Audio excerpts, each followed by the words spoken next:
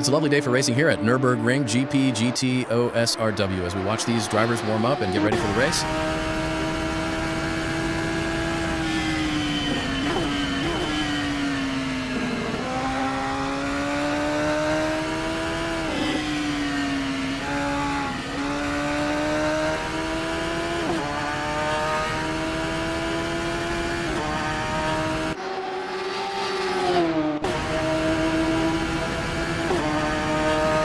Everyone else is out hammering laps, but Dinesh is still sitting in the box waiting for the track to clear. He might be banking on a cleaner window, but every second spent in the pits is data lost on track temp and tire wear.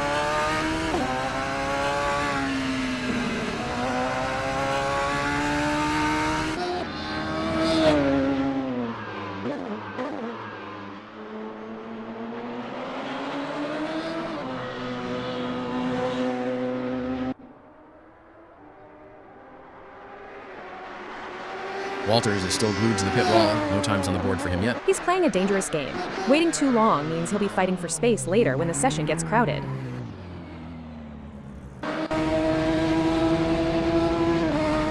Still quiet over in the Sabo garage. Not a single sector recorded yet. He is burning daylight. If he is waiting for rubber to go down, he is going to be playing catch-up on his setup all afternoon.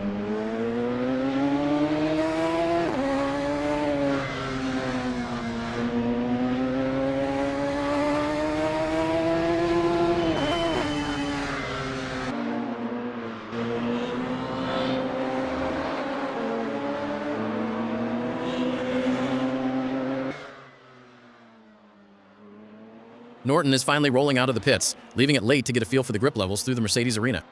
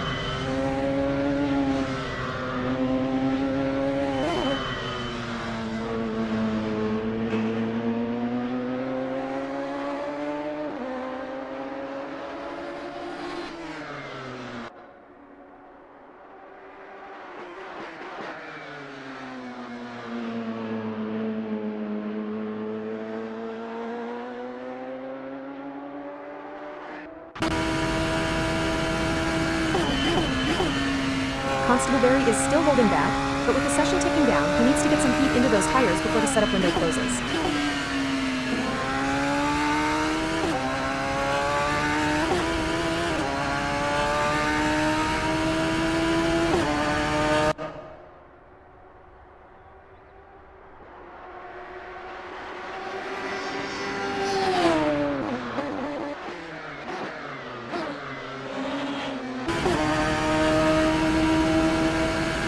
Sabo is still stationary in the pits, while the rest of the field is already onto their second or third flying lap.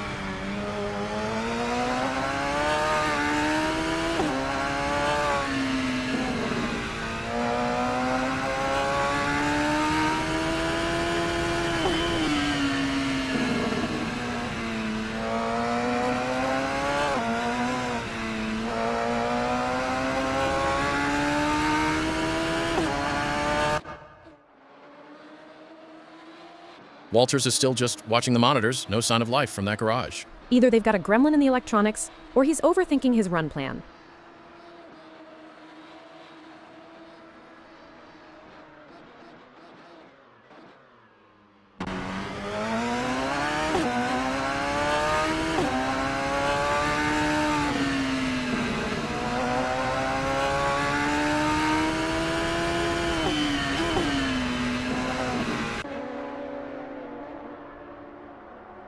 Still nothing from Sabo. He must be burning through his test list on the simulator, while the rest of the field handles the real-world track conditions.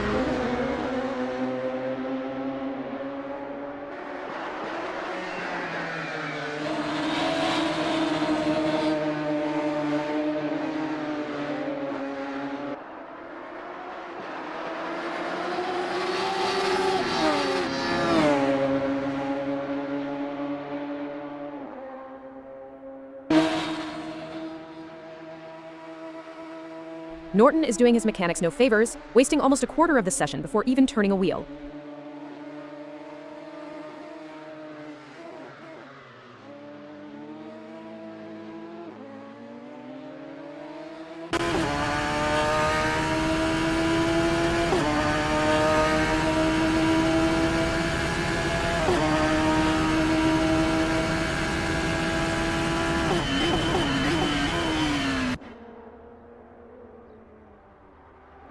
Hallam finally pulling away from the pit box, though he's got a mountain of work to do to get up to speed through the Beetle chicane. He is going to be fighting a cold car and a track that has already evolved significantly in the last 40 minutes.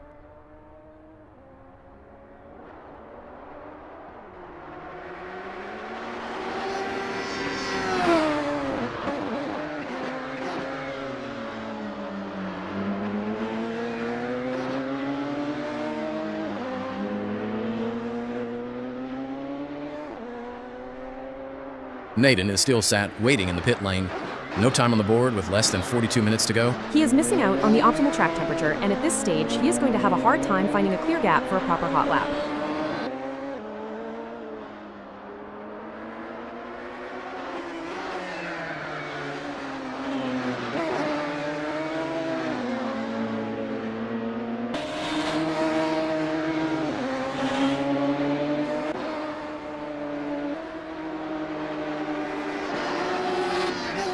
Walters finally breaks his silence and goes straight to the top of the board with a 2-minute flat. Not a bad way to announce yourself.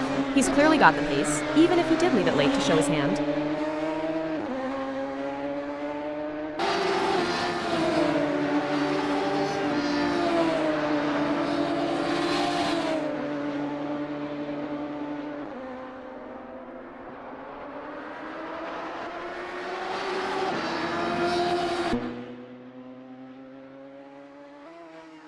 Hallam slots into second, just 0.02 off the benchmark set by Walters. That is a tight margin for a 2-minute lap. He is right on the limit through the technical sections.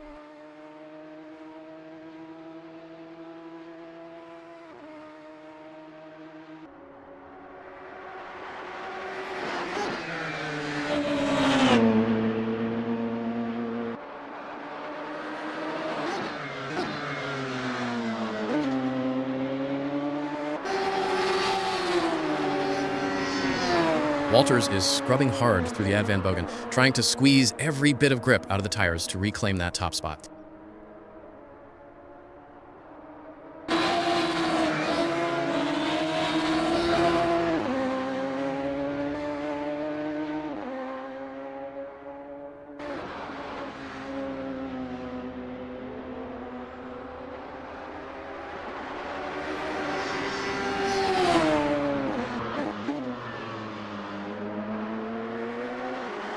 Sabo is finally out on track, threading the car through the Mercedes arena for his first look at the asphalt. He's been playing a long game, but he needs to find a rhythm quickly before the tie rail blankets cool off for the rest of the field.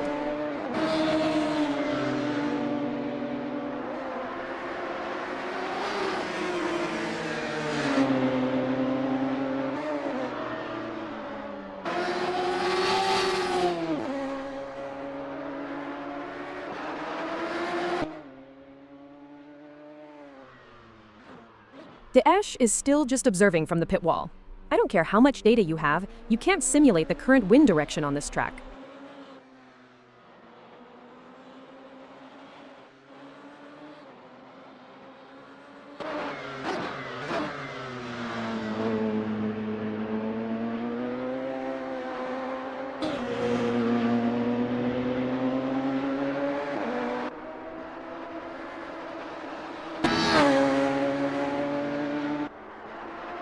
Hallam shaves a fraction off his time in the Bilstein curve, but he's still locked in a real dogfight for the top spots. He's fighting a bit of mid-corner understeer there. You can see him sawing at the wheel, trying to keep it pinned to the white line.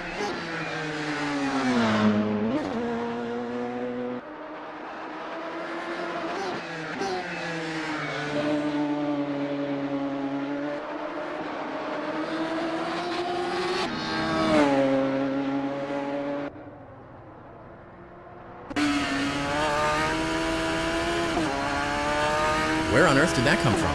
Norton just blew the doors off the rest of the field with a sub 159. That is a monster lap. He's found nearly 2 seconds on the rest of the path, which tells me he's finally got the car balanced perfectly.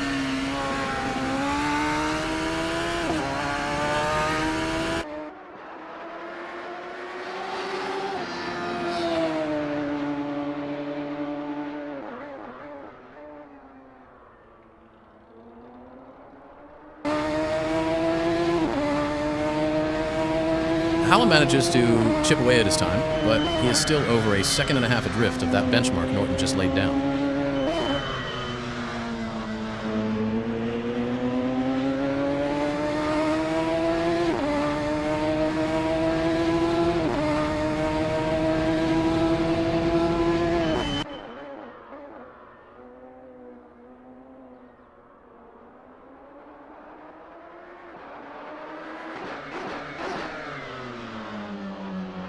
Daesh is still missing in action. I'm starting to wonder if we'll see him on track at all today.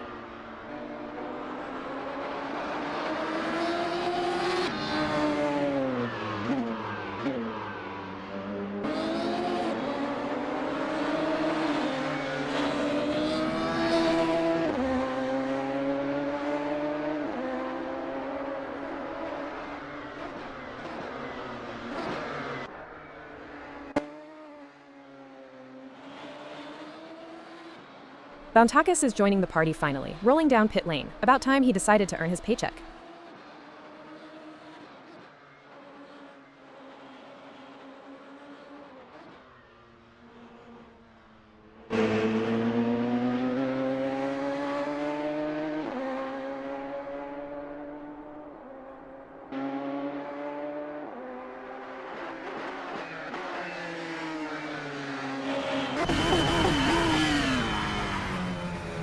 Hallam is really working the car hard, but he just cannot seem to find that extra tenth to climb higher than fourth.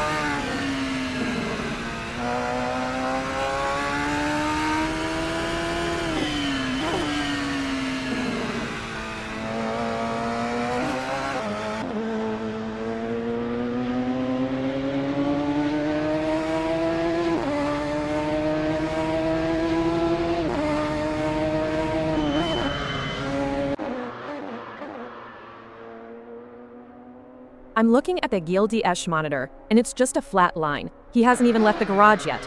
This is baffling.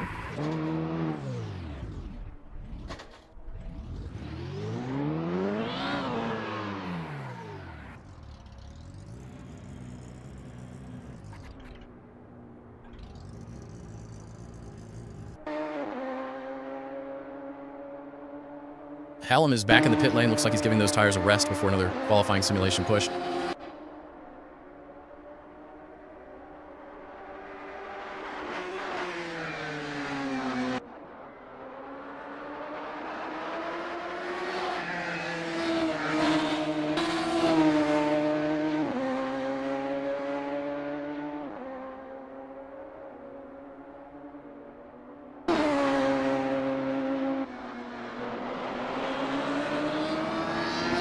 Finally, Daesh rolls out of the pits and starts his installation lap through the Mercedes arena.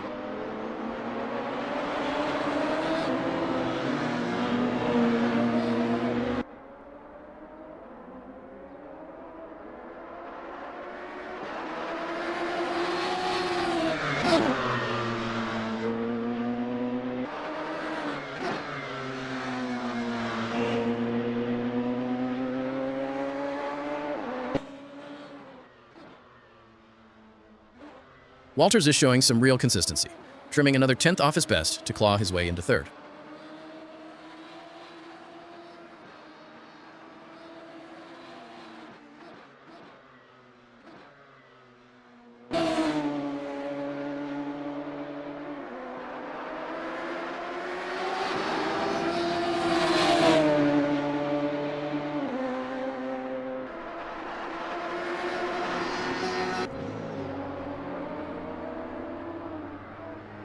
Constable Barry is right on the gearbox of Walters, only half a tenth splitting them, and the pressure is starting to show on his entry speeds. Sabo is absolutely flying through the Yokohama S, jumping all the way up to second place on the timing screens.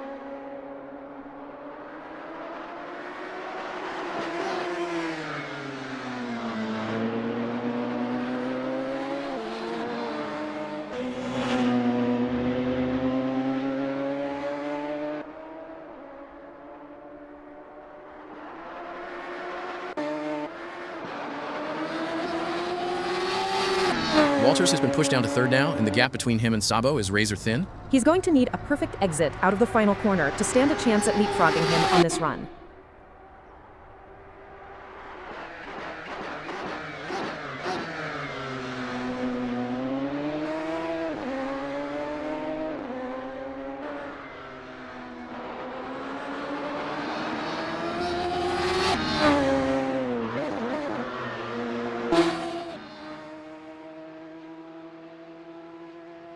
Bountikis is still out there scrubbing his tires in, with no time on the board as we approach the final 30 minutes. He's missing the window where the track is at its fastest, which is a massive oversight if he wants to dial in his race trim.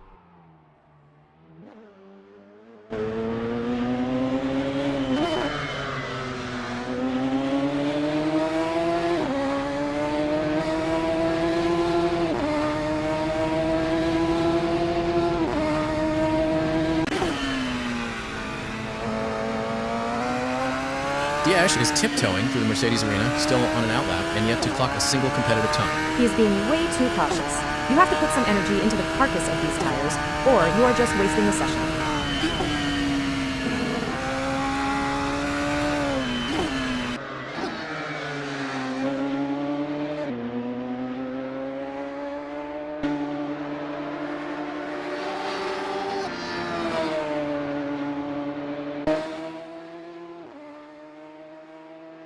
Bountikis is still prowling the circuit, clearly hunting for a clear window to finally lay down a banker lap.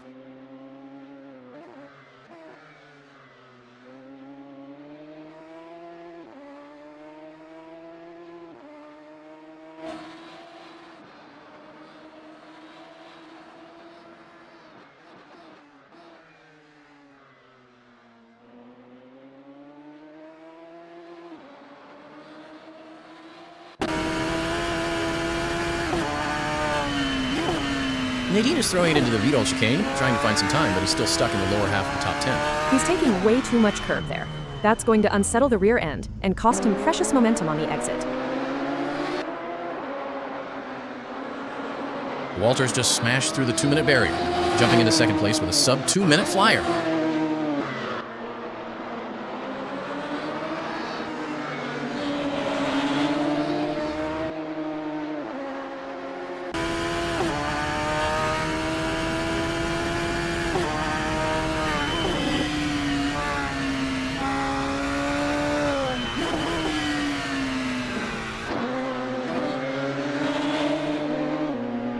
Chris Stokes is finally showing some activity, rolling out of the garage to get a session started.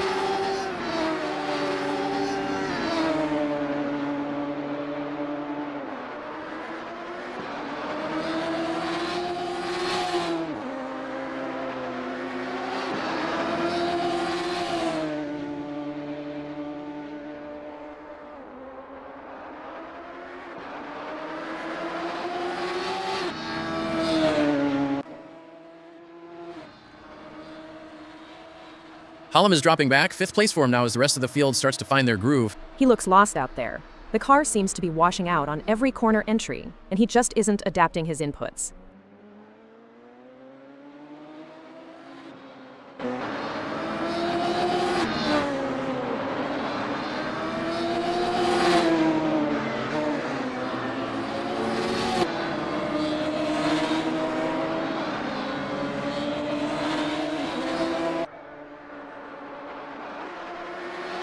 Nadine remains in 6th. He's got work to do if he wants to catch that lead pack.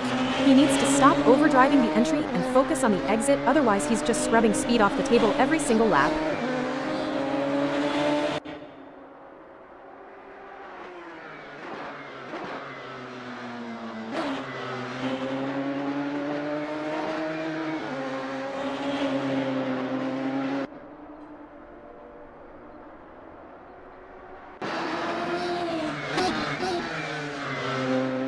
Daesh is still touring around, and I am beginning to wonder if his transponder is even working properly.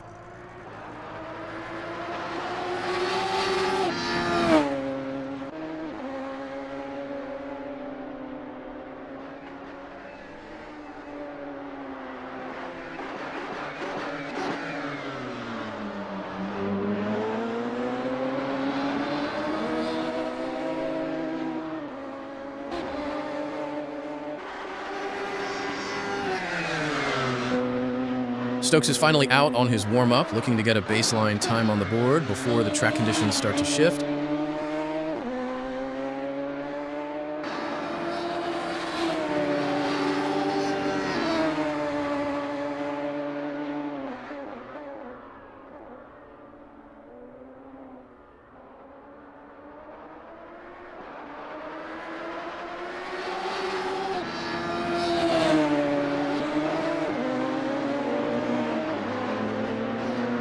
Nadine is working hard through the Yokohama S, but he's slipped back to 7th now. He's being too aggressive with the steering lock. If he softens his hands, the car will rotate much more naturally.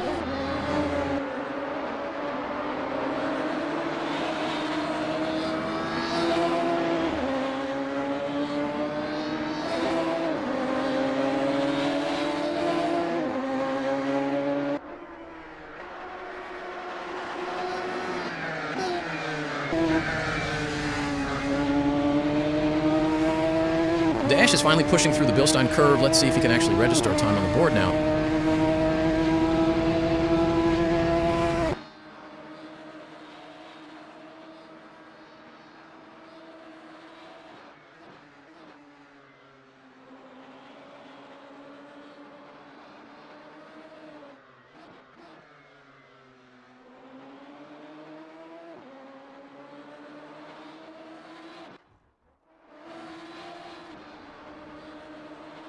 Hallam is fighting the car through the Michael Schumacher S, clearly struggling for front-end grip as he continues to slide down the leaderboard.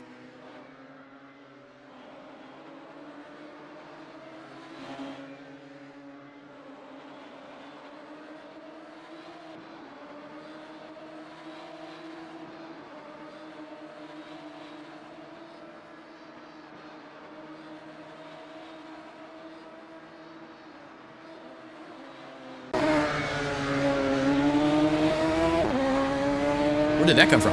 Dash comes out of nowhere to vault straight into 3rd with a 1:59.4.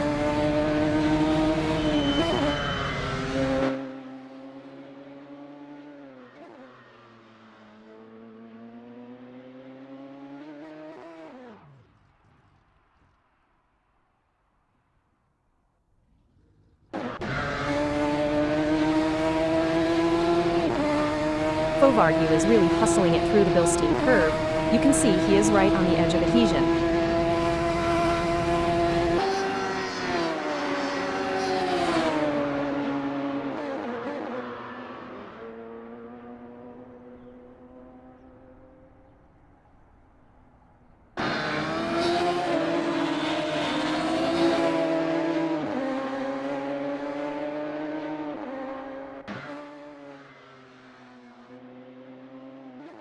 Hallam finally finds his rhythm, jumping up to 5th with a much improved lap time.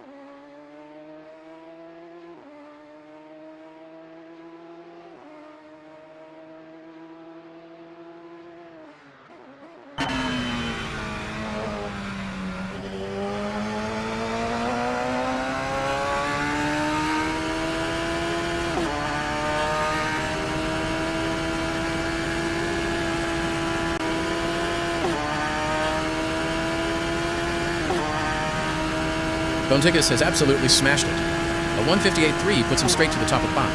That was clinical for the Bilstein curve. He's found a line there that nobody else is touching, and it's paying dividends in top speed.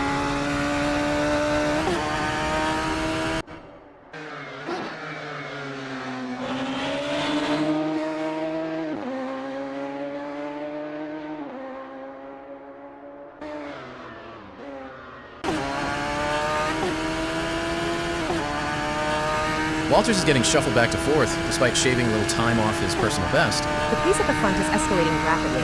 He needs to find another few tenths, or he's going to get swallowed by the midfield.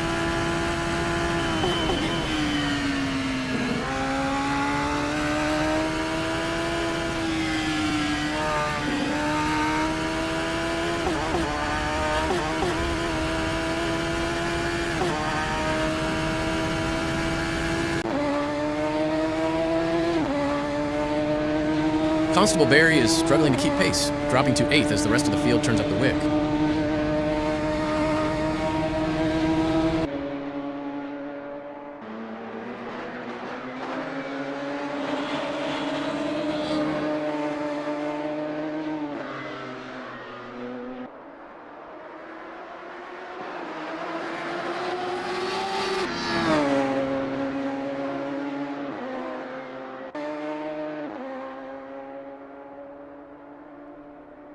Bountiges is clearly the benchmark right now, sitting comfortably in that top spot with over 20 minutes to go. He's got a massive gap to the rest of the field, which tells me he's not even sweating yet. He's just finding his flow.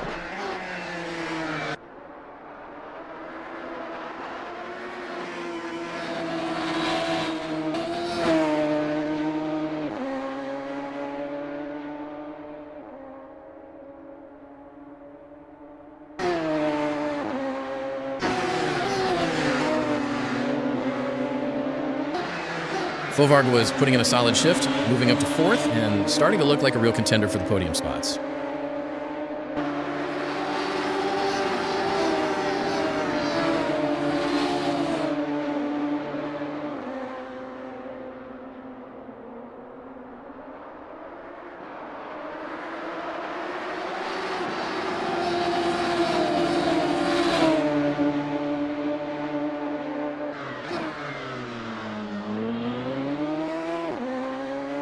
Bountikis is threading the needle through the Yokohama S, looking absolutely glued to the tarmac. He's keeping his input so smooth, Hal. That's how you protect your tires for a long stint, not just burning them out for a one-off flyer.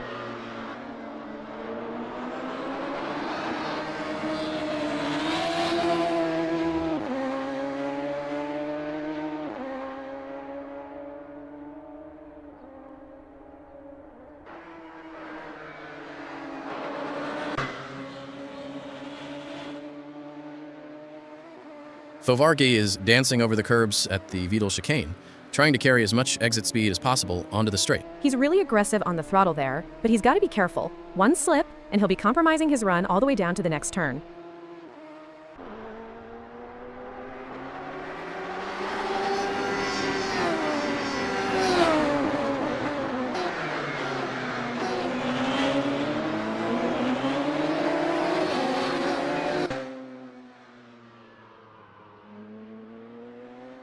Sabo is wrestling the car through the Mercedes arena, but he's slipped down to 7th as the competition tightens up. He is clearly fighting a balance issue.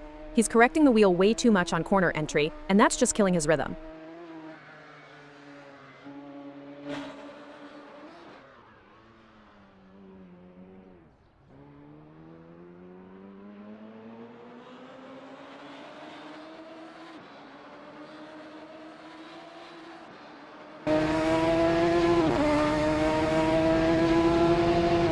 Walters is stuck in the mid-pack traffic now, 5th place for him as he tries to carve out some clear air for a late run.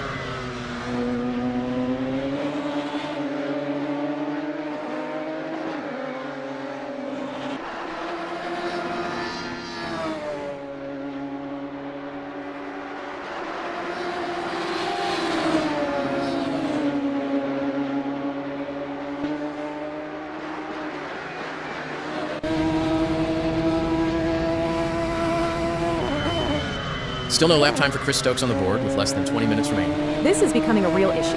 He's missed the rubbering in of the track, and he's going to be fighting a cold car and no data.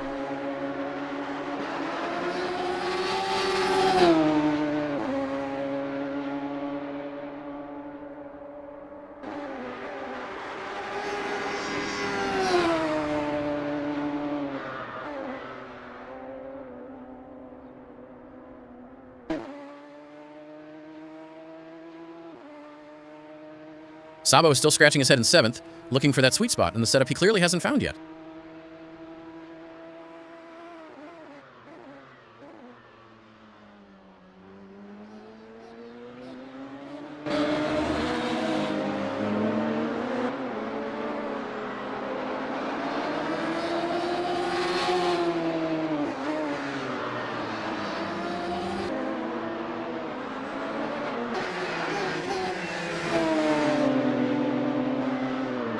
Nadine has tumbled down to 9th. He's having a real struggle out there today. He is just too tentative on the throttle.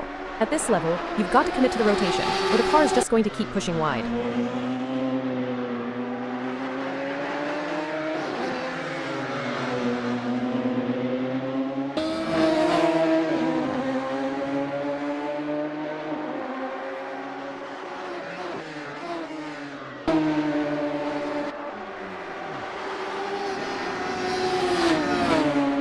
Bountikis is absolutely surgical through the Michael Schumacher S, still holding on to that top spot with ease. He is showing everyone how it is done, Hal.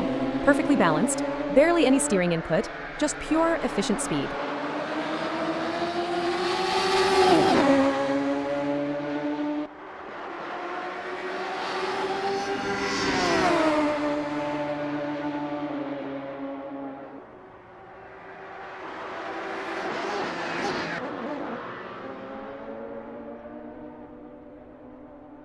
Nadine is throwing it over the sausage curbs at the Vidal chicane, but the watch says he's still losing time to the leaders.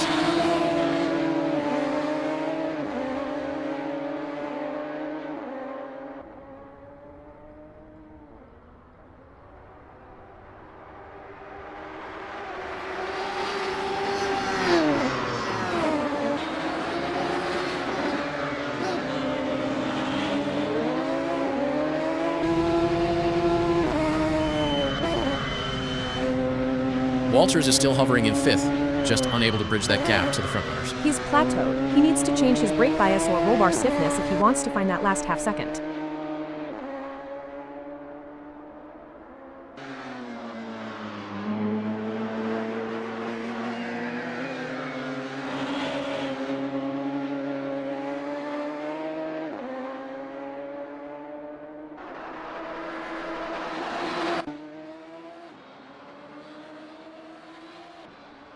Still nothing on the board for Stokes, and the clock is ticking down into that final 15-minute danger zone.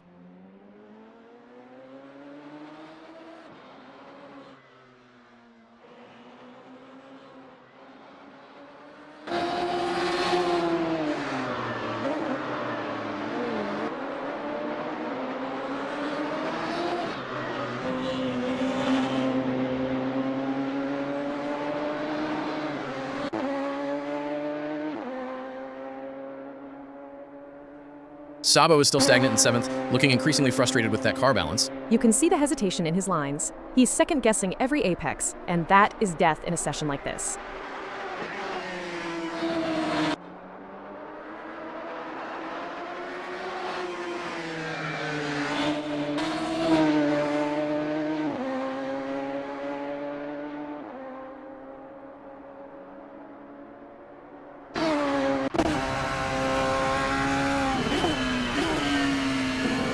It's a lovely day for racing here at Nurburgring GP GTO SRW as we watch these drivers warm up and get ready for the race.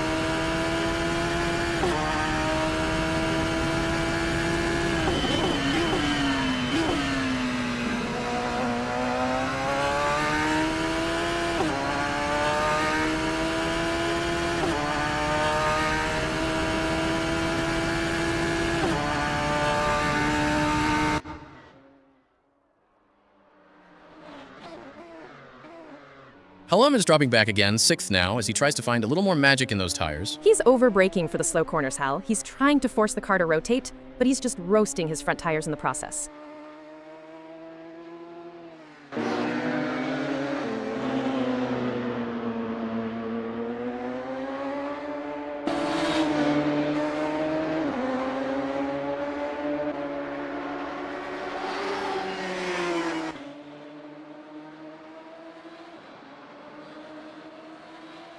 Kosis finally makes an appearance, navigating the Bilstein curve on his first flyer of the session. He's got a lot of ground to make up. Coming in this late, he won't have time to experiment with the setup.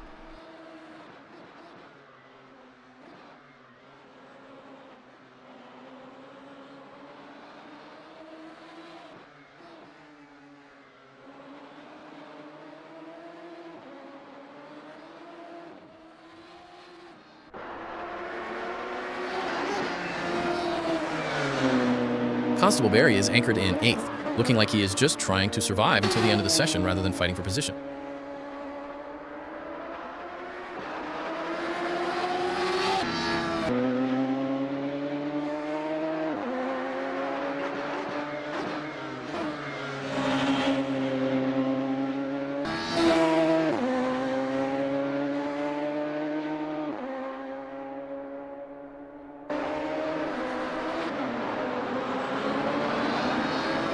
Dano Kosick is on their practice outlap, warming up the tires. This outlap is crucial for setting up the car's systems and getting a feel for the track.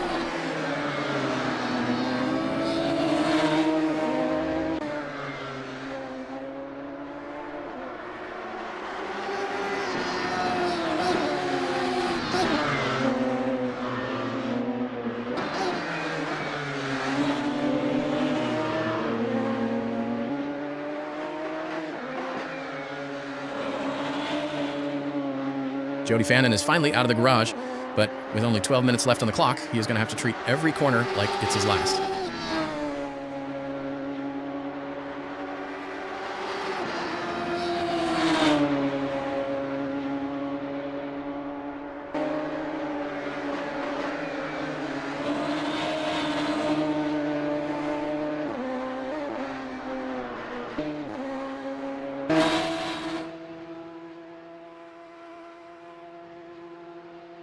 Martin Mull makes a late debut, pushing through the Ad von Bogen as he looks to establish a baseline in these closing moments.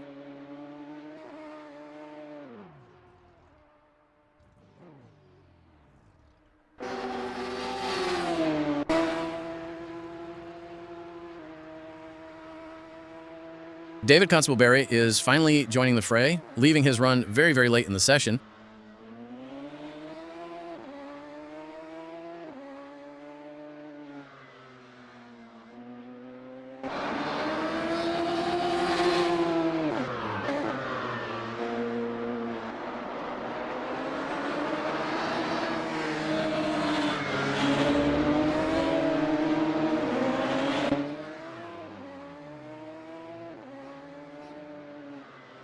Walters is throwing everything at the Yokohama S, fighting for traction as he tries to climb back up the leaderboard.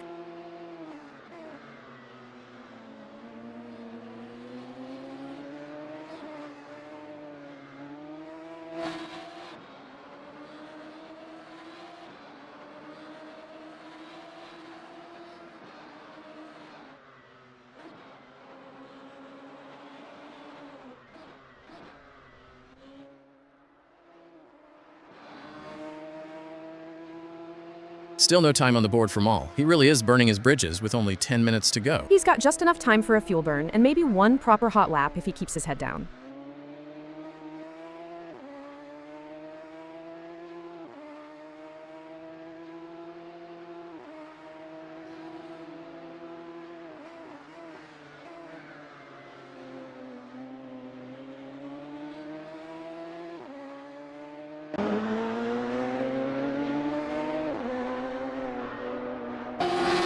Fanon is working his way through the Yokohama S, finally putting some heat into those tires. He is definitely taking a cautious approach, probably trying to avoid a mistake that would end his day before he even gets a lap recorded.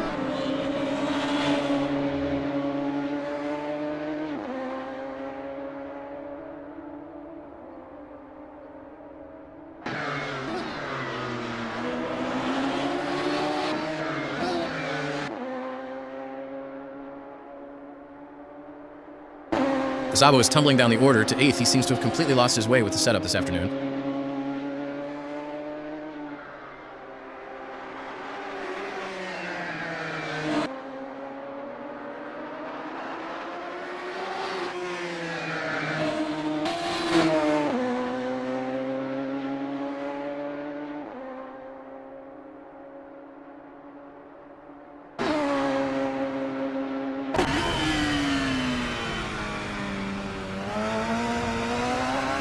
Maul is still just prowling the circuit. Not a single sector time to his name yet. He is waiting for the track to reach its peak, but he is cutting it incredibly fine if he hopes to get a representative lap in.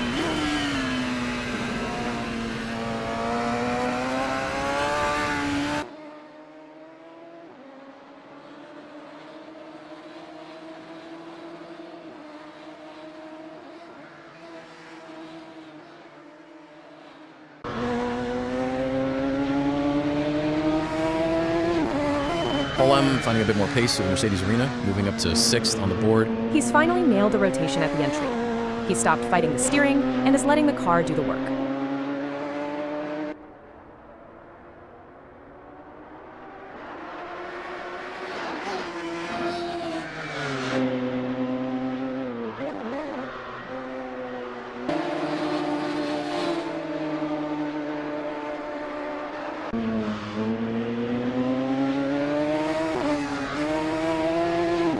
Chris just clocked 159.197. Can they improve on this lap? Chris is really starting to push now, analyzing every sector for potential improvements.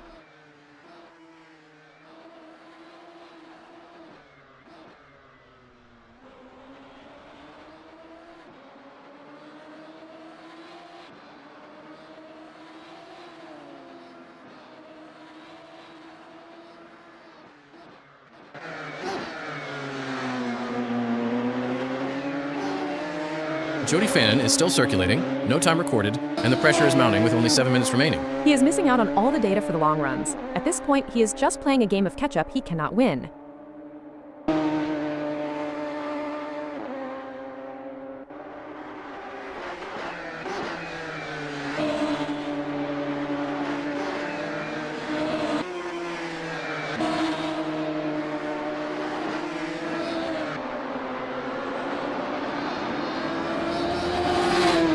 Martijn has been competing at VVS for over 5 years now, which makes him one of the veterans on the grid. Always nice to see him compete. He has really proven to be a great driver over the years.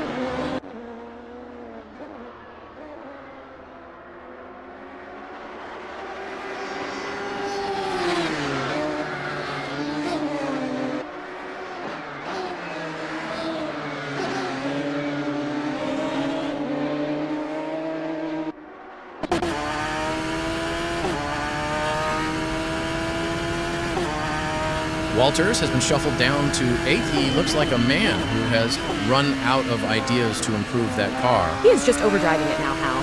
Every time he misses a braking point, he loses rhythm, and you can see him getting more agitated in the cockpit.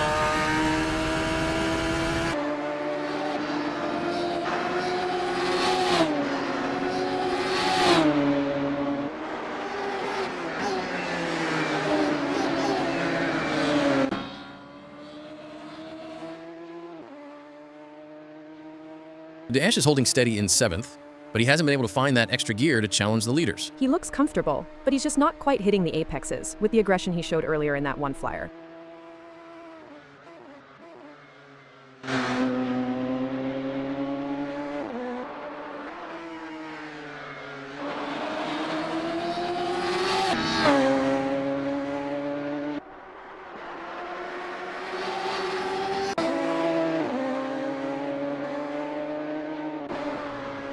Competing at VVS for over 5 years now, make Martin one of the veterans.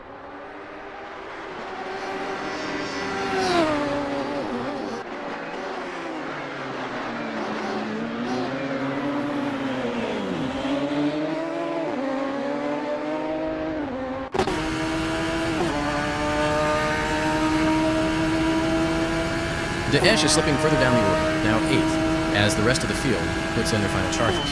He really should have pushed harder when the track temperature was more favorable. Now he is just fighting a losing battle against the clock.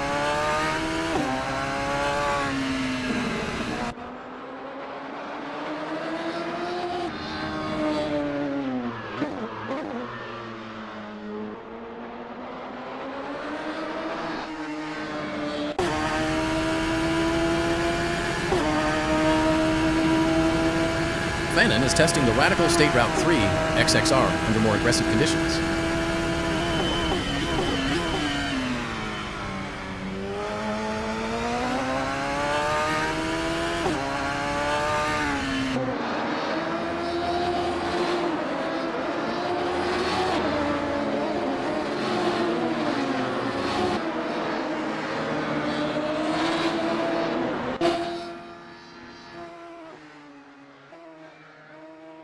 Martin has been competing at VVS for over 5 years now, which makes him one of the veterans on the grid. Always nice to see him compete. He has really proven to be a great driver over the years.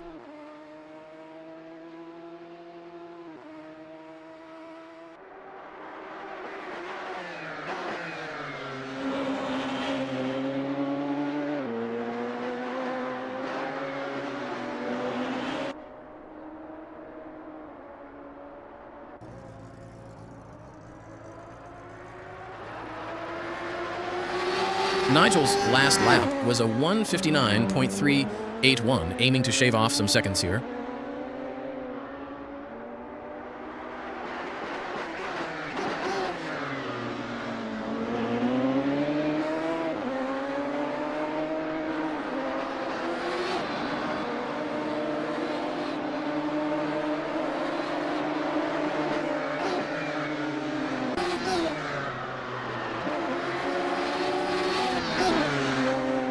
Constable Barry is plummeting down to 12th. He's really struggling to make any impact as the final minutes tick away. He looks completely lost out there. You can tell by the way he's missing his marks by a country mile. He's just not finding the rhythm today.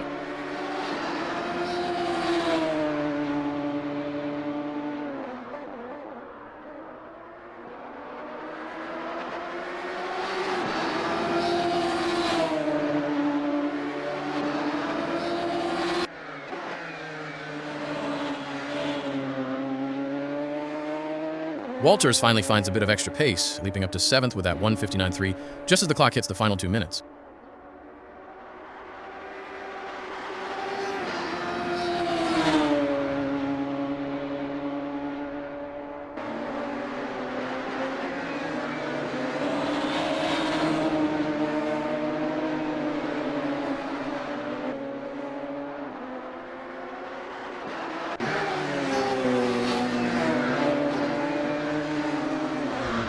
Where did that come from? Fannin leaves it until the dying moments to jump straight into 3rd. That is a massive lap. He's had no time to settle in, but he's clearly got the talent to switch it on when the pressure is at its absolute peak.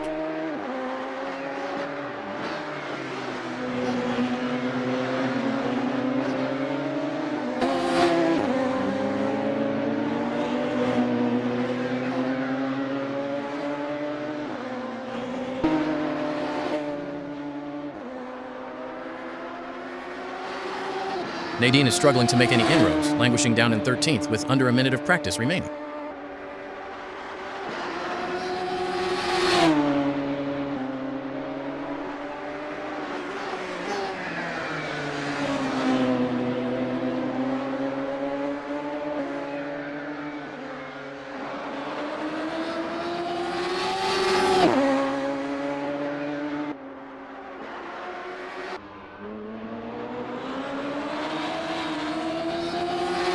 Stokes finds a miracle in the closing seconds, threading through the Mercedes arena to snatch 6th place right as the clock expires.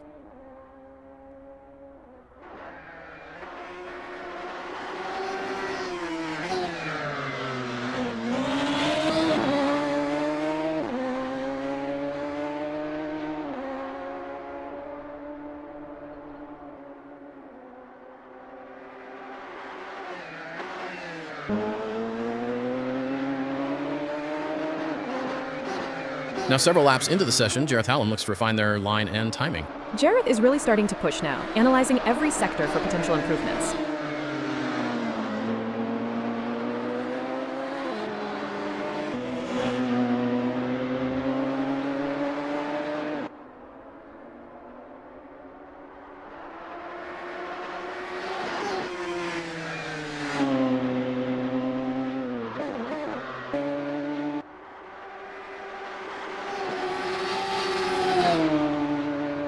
He really left it until the final few meters to show his pace, but that is a stellar effort considering how late he started.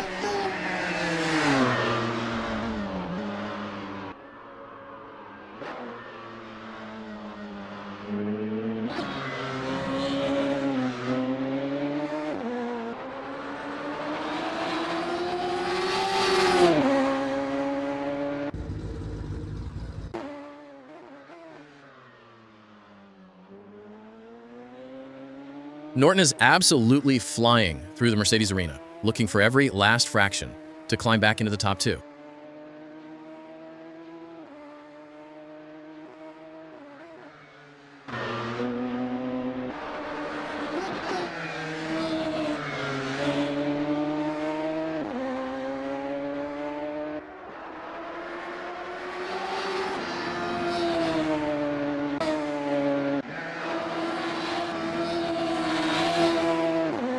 Hallam is really sinking like a stone now, pushed down to 10th as the competition pulls the rug out from under him.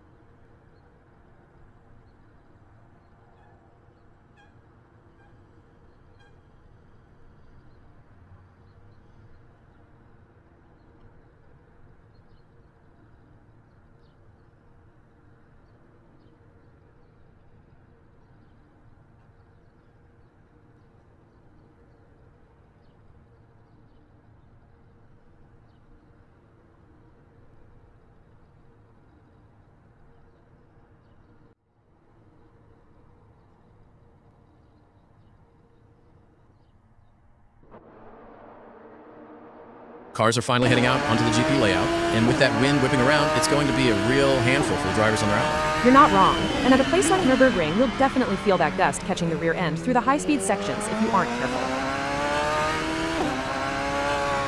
5 minutes and change left, and we're still waiting on a banker lap from Mall. He's burning daylight, but sometimes you just need to clear the traffic before finding the rhythm.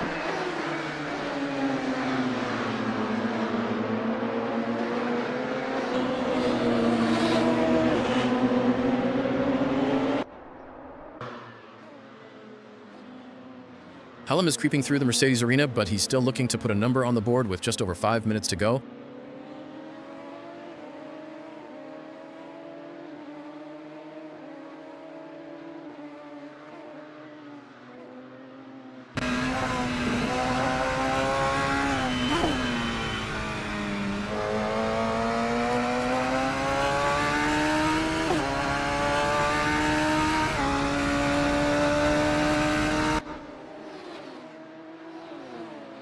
Mall still hasn't crossed the line to clock a time. He is really leaving this late. He is risking everything on one run, but with this wind, he is banking on a perfect tire warm-up.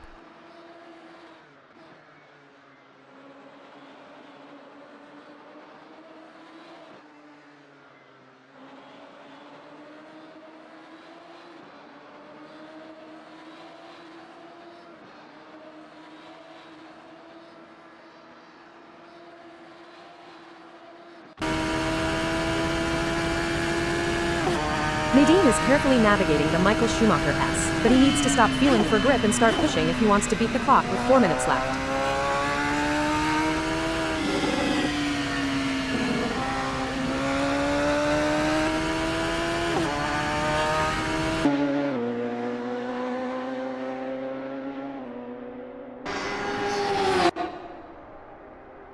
Tick-tock, Martin Mall is still sitting in the pits while everyone else is hunting for a gap. He's playing a dangerous game. If he leaves it any later, one mistake or a single yellow flag, and his qualifying is effectively over.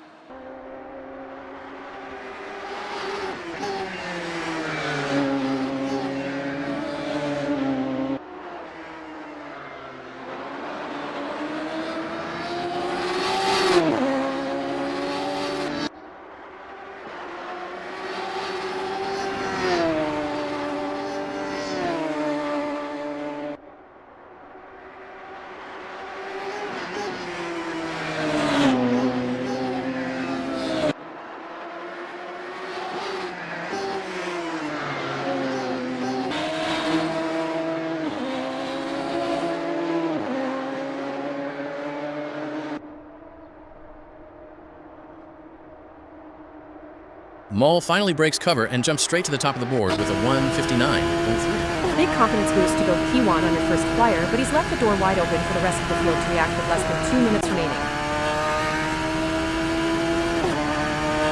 Sabo is the last man standing without a time on the board as we head into the final 90 seconds.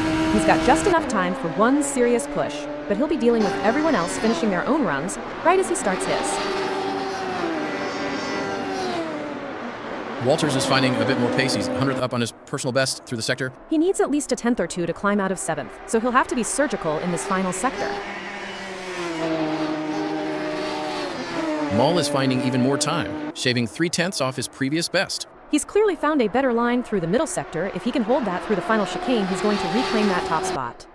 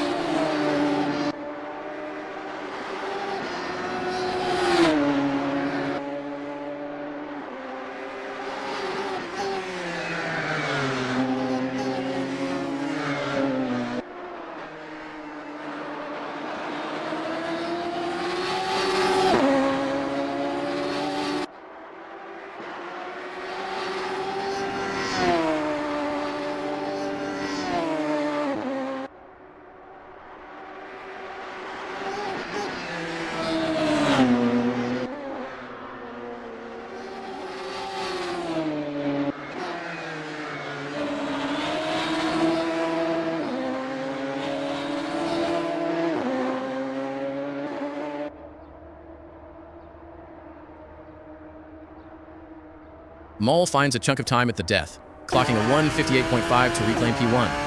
That is a massive lap. With only seconds on the clock, he's made that stick exactly when it mattered most. Stokes is pushing hard and is a hair faster than his best, but with under 20 seconds left, he's going to run out of road before he can challenge Mole for pole. Constable Barry is flatlining on his Delta, sitting 10th and looking like he's got no more left in the tank. He looks stiff in the cockpit. He needed to be way more aggressive on the entry to the last complex, to claw back any time there. Nadine is falling off his own pace, dropping 0.02 in the Delta. That tells me he's cooking the front tires. Once they start sliding like that, you're just fighting to keep the car pointed in the right direction. Szabo is absolutely flying, 3.5 tenths up on his pace. He's really hooked that one up. He could be looking at a massive jump into the top 3 if he keeps this momentum through the final sequence.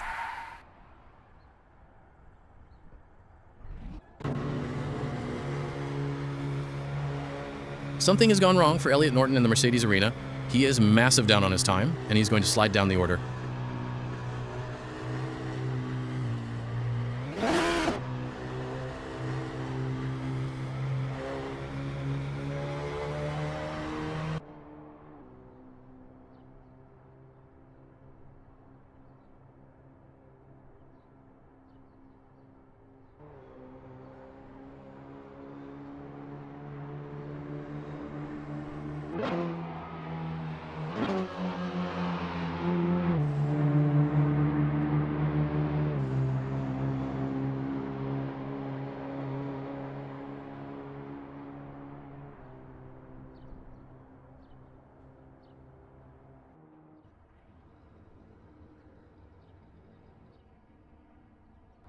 Norton has finally dragged that car across the line to complete his effort, but he'll be kicking himself for that sluggish middle sector.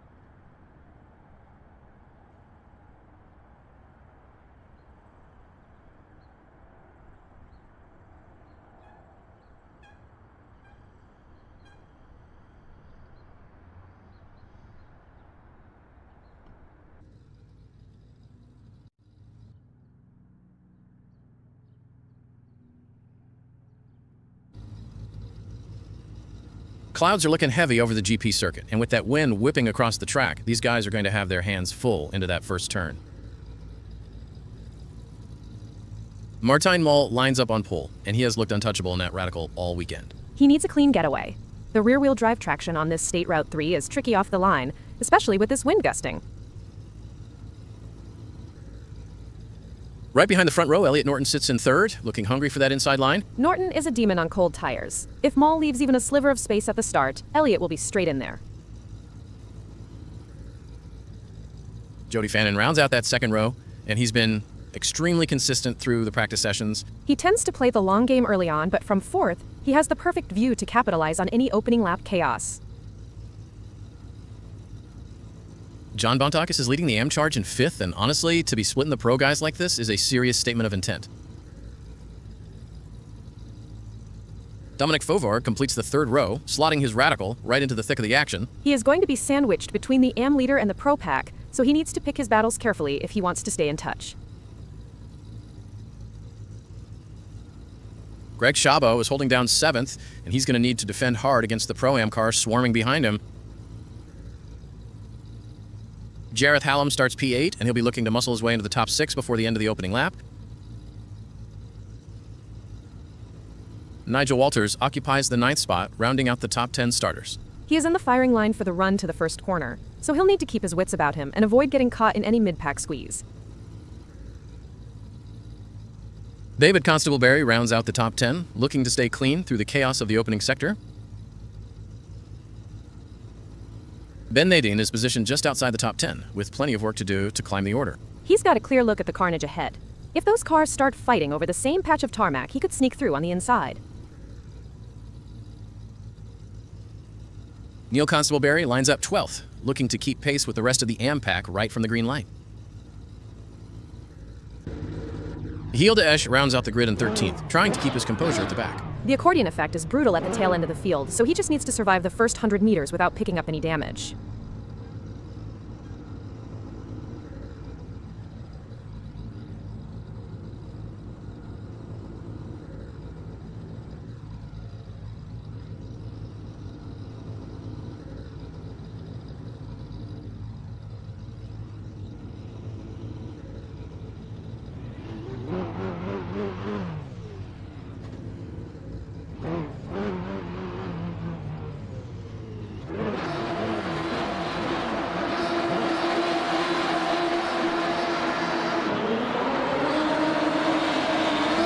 And they are off. Mole gets a lightning start. But look at Norton. He's already challenging for second.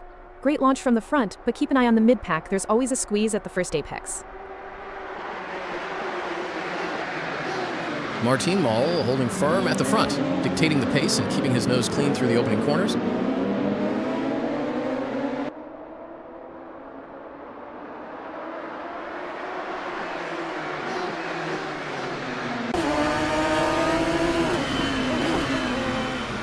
Gilles Dash has lost a spot and finds himself shuffled back to 14th. He got pinched on the exit there. Tough start, but he needs to settle down and not force the issue this early.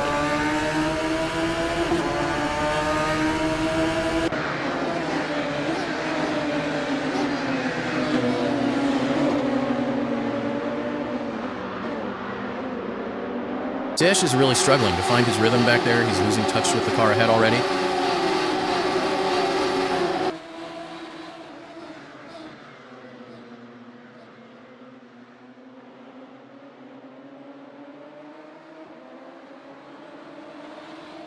Szabo drops back a place as he's forced to defend against the charging Pro-Am cars behind.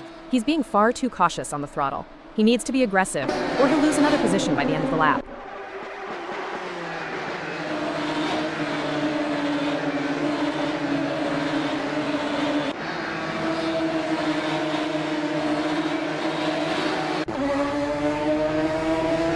Szabo's really under the cosh now, as Hallam keeps the pressure on from behind. He's missing the apex by a few inches every corner, and that's just enough for Hallam to keep his nose in the gearbox.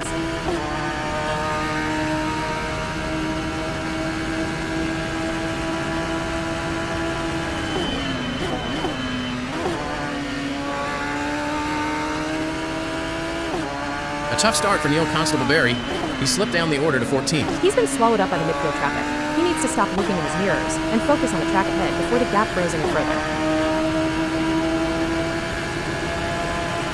David Constable-Berry has managed to scramble up to 9th, now trailing Szabo by just 4/10. He's closed that gap significantly, and if he can stay within 2/10, he'll have the toe down the main straight to make a move. David Constable-Berry's lost his momentum. He slipped back to 10th, and Szabo is now over a second up the road. Gilles de Esch is putting the pressure on Kosic, closing in to just 3/10 as they navigate this opening lap. He needs to be patient here. These radicals are so twitchy in dirty air, and with 9 minutes to go, he's got plenty of time to force an error.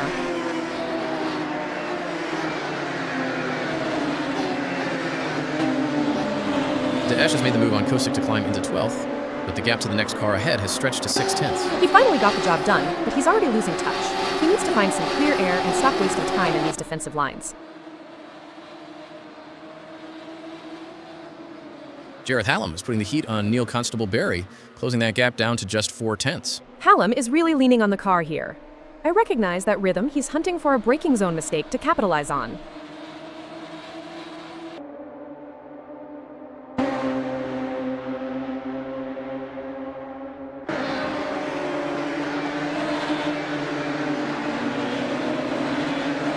Hallam hasn't been able to make the pass stick, and in fact, he's dropped back a little, with that gap out to 0.6 now. Neil Constable-Berry is right on the tail of Daesh as they work their way through the Bilstein curve. He needs to be careful with the curve here. That section is notorious for upsetting the chassis if you carry too much speed through the transition.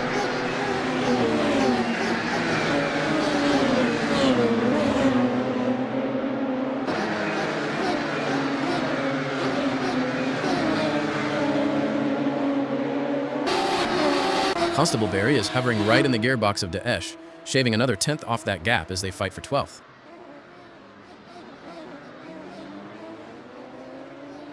Jody Fannin is absolutely glued to the back of Elliott Norton, just 0.4, covering them as they start lap 2. This is the fight for the final podium spot. Norton is holding a tight defensive line, but Fannin is showing incredible pace in the mid-sector.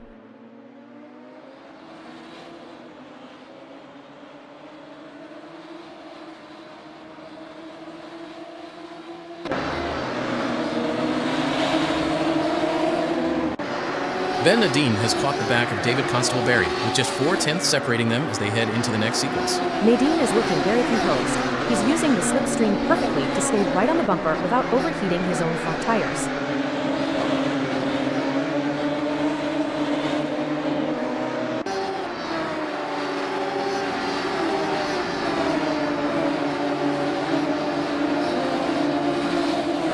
Nadine has absolutely erased the gap. He is parked right under the rear wing of Constable-Berry now. Daniel Kosick finds himself in 13th, with over a second to make up if he wants to challenge Hallam. He is losing time in the technical sections. He needs to stop overdriving the car if he wants any chance of closing that gap before the time runs out. That is a disastrous sequence for Kosick. He has dropped another spot and is now 4 seconds adrift of the car ahead.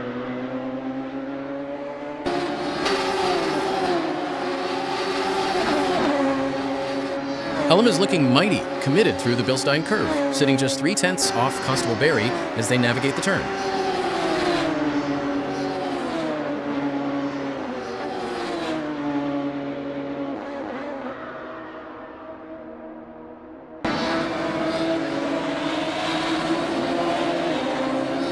Hallam is still glued to the back of Constable-Berry, though the gap is nudged out to 0.4 after that last corner. He is showing good discipline. He isn't panicking, just waiting for Constable-Berry to get lazy with his defensive line.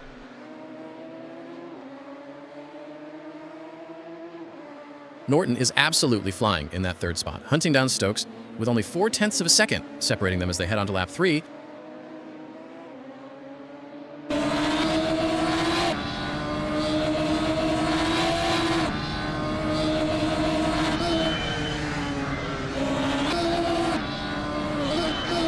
Norton is relentlessly putting the pressure on Stokes, but that 0.4 gap just isn't budging as they push hard toward the halfway mark of the race.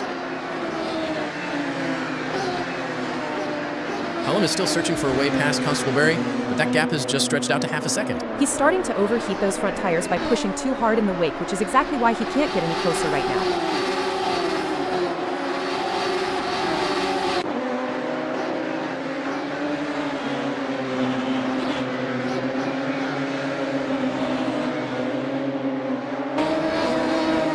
Hallam is really starting to lose touch now. That gap has ballooned out to nearly a full second as he struggles for grip. Ben Nadine is doing his best to stay in contention, but David Constable-Berry is defending well, pushing that gap out to half a second. Nadine needs to stop chasing the car ahead and start hitting his own marks. He's overdriving the entry to these corners and losing crucial momentum on the exits.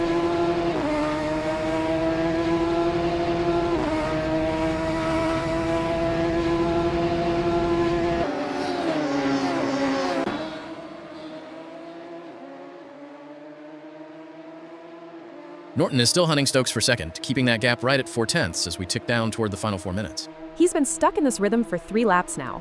He needs to try a different line through the transition to force Stokes into a mistake.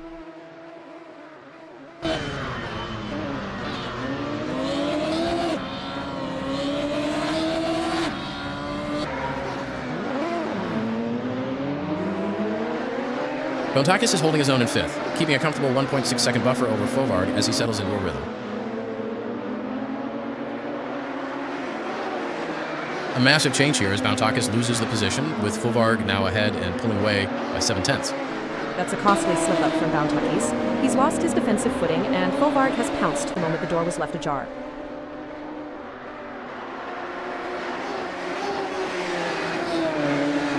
It's fascinating watching these radical state route 3S wrestle with the track surface here, isn't it? You really see him dancing over the bumps. Oh, definitely. These cars have so much aero, but they're incredibly sensitive to that wind we're seeing today. If you're not perfectly balanced, you're just a passenger. Speaking of passengers, the midfield has been a meat grinder. Did you see the way Naden and Constable Barry were trading paint earlier? That was pure desperation. I've been in that position before, where you just refuse to give an inch, even when your tires are screaming for mercy. It's that Pro-Am intensity. Sometimes I wonder if they forget they have a whole race left, and not just the next corner. They're racers, Hal. If you see a gap and don't go for it, you're not a driver anymore. Though, sometimes they definitely should have stayed home. Gilles de Esch is putting everything into this. He's hunted down Hallam and is now just 3/10 off the back of him. He's finally finding some pace, but staying this close in the technical sections is going to cook his front tires before the finish line.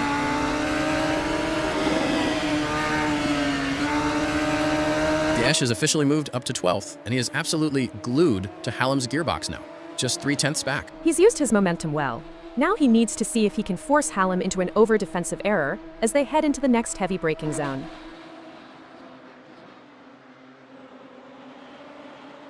Craig Chabot is working hard to bridge that 6/10 gap to Constable Barry, putting together some very tidy sectors. He's keeping the car much more settled than he was in the opening stages. He's finally found the grip he was missing early on.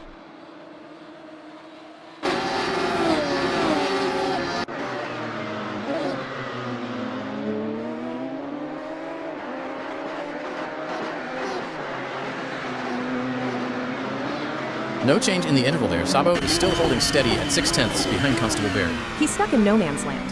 He's got the pace to stay with him, but not enough to actually force a clean move.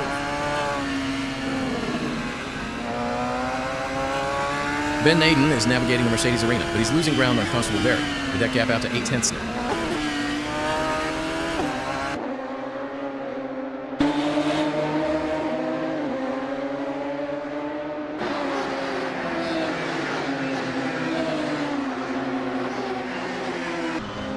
Nadine has managed to shave a 10th off that interval, bringing it back down to 7/10. He's starting to find a bit more rotation on entry, but he's leaving it quite late to make any meaningful impression on the gap.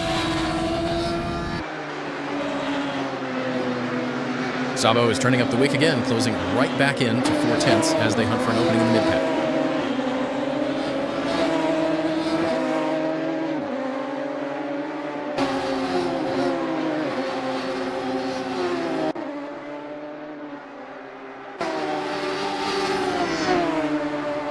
Sabo is turning the screw here. He's within 3/10 now and looking to make something happen. He's finally timing his exits better. If he can get that run coming onto the straight, Constable Barry is going to be in trouble.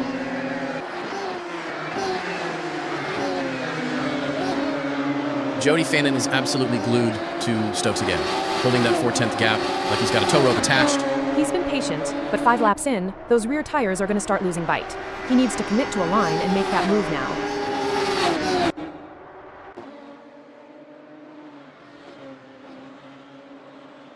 Gilles de Esch is digging deep, fighting right on the gearbox of Jareth Hallam, with the gap sitting at just 3/10.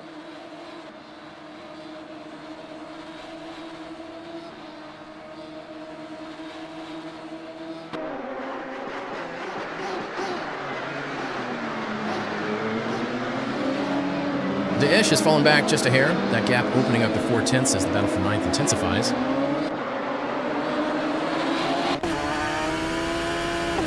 It's a brilliant day for racing, and the drivers are putting on a show. Absolutely. What a great race we are witnessing today.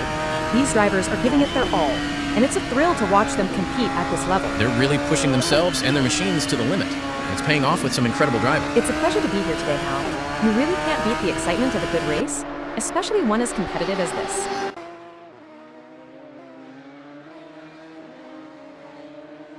Ben Nadine is hot on the tail of Greg Szabo now, just 4/10, splitting the pair as we grind through lap 6. Szabo is looking a bit ragged, his lines are getting wide, and Nadine is going to exploit that if he stays this close.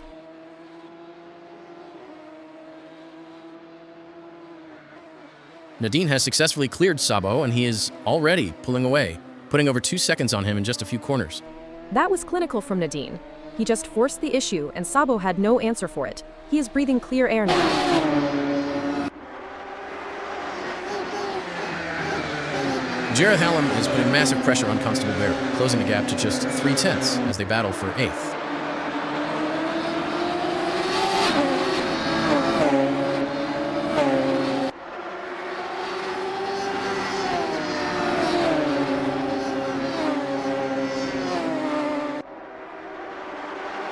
Hallam is absolutely swarming all over the rear of Constable Barry now, trimming that gap down to a mere 2/10.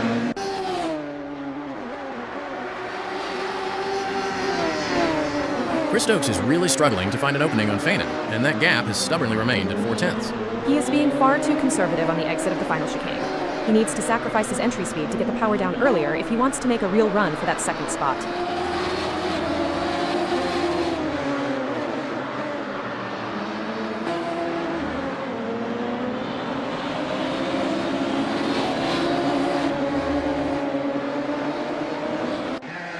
Stokes has just lost a huge chunk of time to Fanon, and that gap is blown out to over a second now.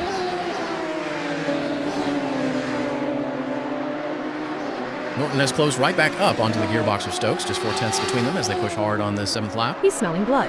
Stokes made a mess at that last corner, and Norton is looking to capitalize before he can reset his rhythm.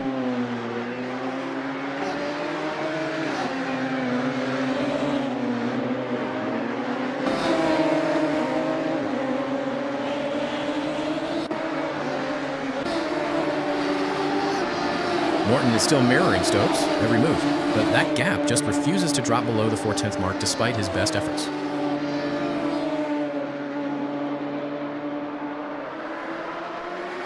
This is a thrilling battle as Daesh edges closer to Jareth Hallam in their fight for P9.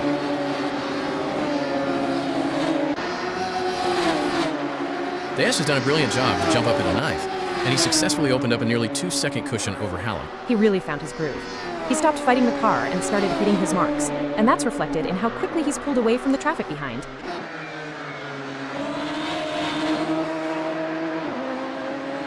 Martin Mole is cruising towards a dominant victory here, with a comfortable 4.5-second lead as he enters the final 20 seconds of this race. He's driven a perfect race from lights to flag. No mistakes, total control, and he's kept those tires in the window perfectly to bring this home.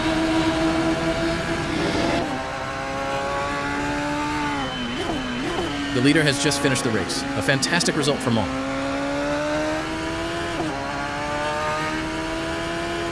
Jody Fanon takes a well-deserved second place, an incredible recovery from that fourth-place start to split the field and grab the runner-up spot.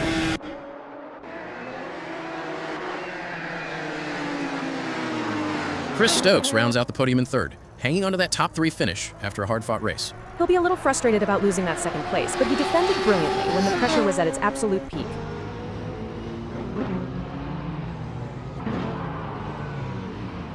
Norton secures 4th ahead of Fobart, while Bontakis and Walters round out a solid top 7 in what has been a relentless afternoon of racing.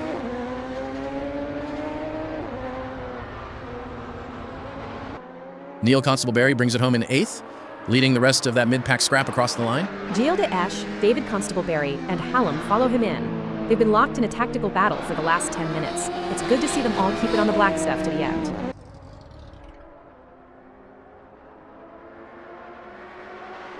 Nadine, Szabo, and Cochise complete the classification as they cross the line to conclude our session here at the Nurburgring. It has been a wild ride from start to finish. The field was bunched up throughout, and that closing pace from the leaders was a masterclass in tire management.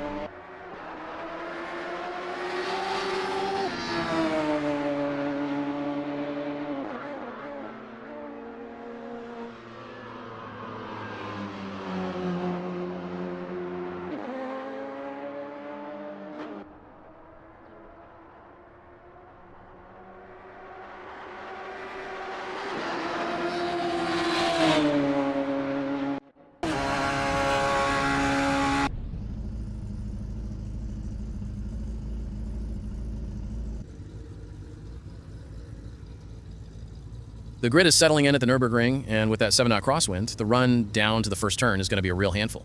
You're telling me, Hal. I remember fighting the steering wheel through that first sector, feeling every gust. So these guys better be ready for some serious corrections on the opening lap. Daniel Kosick lines up second in that radical, and he's looked sharp all weekend, holding his own against the pro field. Szabo is lining up right behind him in the AM class, and don't let that categorization fool you. He's been putting in the work to stay glued to the back of the frontrunners. Ben Naden rounds out the second row, looking to capitalize if the guys ahead get tangled up early. He's got a clean view of the launch, and in a radical, that first jump off the line is everything. Jareth Hallam completes the top 5, and he'll be looking to squeeze that radical into the gap the moment the lights go out. Constable Barry sits 6th, and from back there, he'll be watching the accordion effect in front as they bunch up for that opening sequence. Yeldash is locked in at P7, keeping a cool head while the heat rises toward the front of the pack. Neil Constable Barry is side by side with the rest of this midfield pack as we wait for the lights. He's got to keep his nose clean. That mid-pack shuffle into the first turn is notorious for ending races before they really begin. Nigel Walters brings up the rear of the top 10, needing a perfect launch to avoid getting boxed in. From that far back, you're just looking for a lane to open up, but you have to be ready for someone to chop across your nose at any second. Dominic Fovarg is outside the top 10, looking to find some grip and make up ground on that opening lap shuffle. Chris Stokes is buried down in 12th, which is not where you expect to see a pro driver staring at the tailpipes of the AM class. He'll be furious with his qualifying, but he's got the pace to slice through this field if he doesn't get stuck in traffic early on. Jody Fannin is stuck back here in P13, definitely a tough spot to be in for someone of his class. He needs to be aggressive off the start. But there's a fine line between a recovery drive and a trip into the gravel when you're this deep in the pack. Martine Mull lines up 14th, and you have to wonder if he's planning a move around the outside to bypass this initial bottleneck. It's a bold strategy for the first turn, but with the field this tightly packed, he might just find the door wide open if the cars ahead get into a scrap. Elliot Norton starts from pole position, and he's earned that clean air after a blistering qualifying performance. He's got the whole track to himself at the start, so if he nails the launch, he can dictate the pace of this entire race.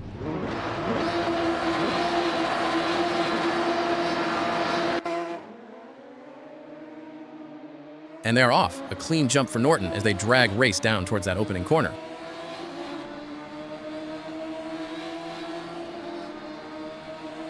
Norton has absolutely nailed that getaway, leading the charge as the rest of the field files into line behind him.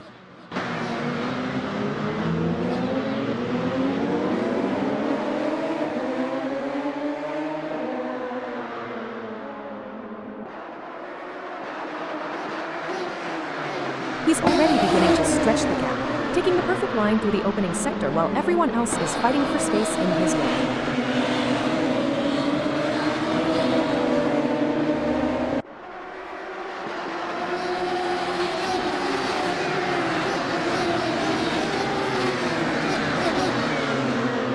Tough opening sequence for Fovarg, who slipped back 2 spots to 13th. He got squeezed out on the exit there. It's so easy to lose momentum when you're forced to lift early to avoid contact.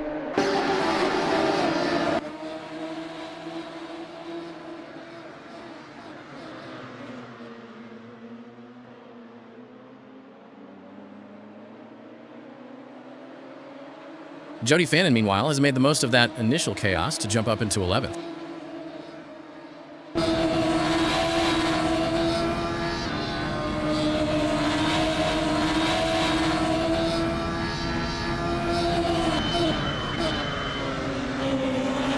Fannin is clearly on a mission, finding the gaps that others were too hesitant to commit to.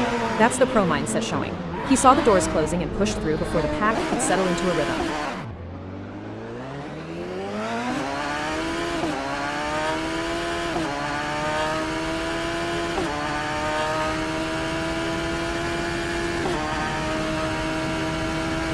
A disastrous start for David Constable Barry. He's plummeted down the order to 13th place.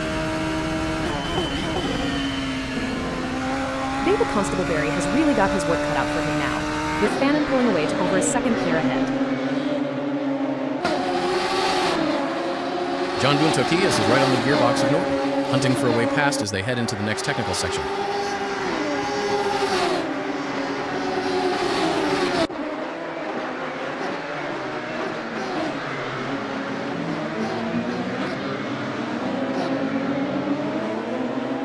Bontekis has lost a bit of touch there, the gap to Norton opening up to 7/10 as they exit the corner. He really let that opportunity slip. Once you drop out of that toe, it is so much harder to claw back the time. Martin Mole is swarming all over the rear of Nigel Walters, sitting just 3/10 back and looking for a clean line into the next heavy braking zone. Moll just dispatched Walters with a clinical move and has already managed to put a car length of breathing room between them.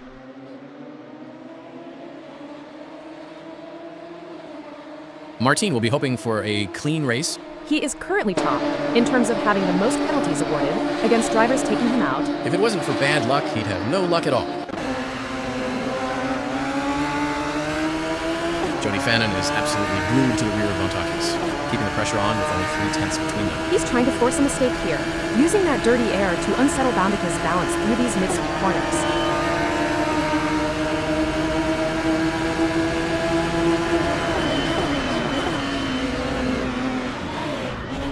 Fannin has made the switch look easy, picking off Bontakis to move up into 11th. Walters has slipped right down into the clutches of the midfield, trailing Fannin by over a second now. He's definitely lost his rhythm after that battle earlier.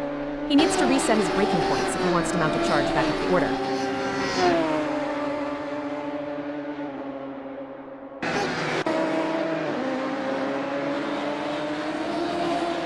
Greg Szabo is holding firm in second, but he's got Hallam breathing down his neck with 0.8 of a second separating them.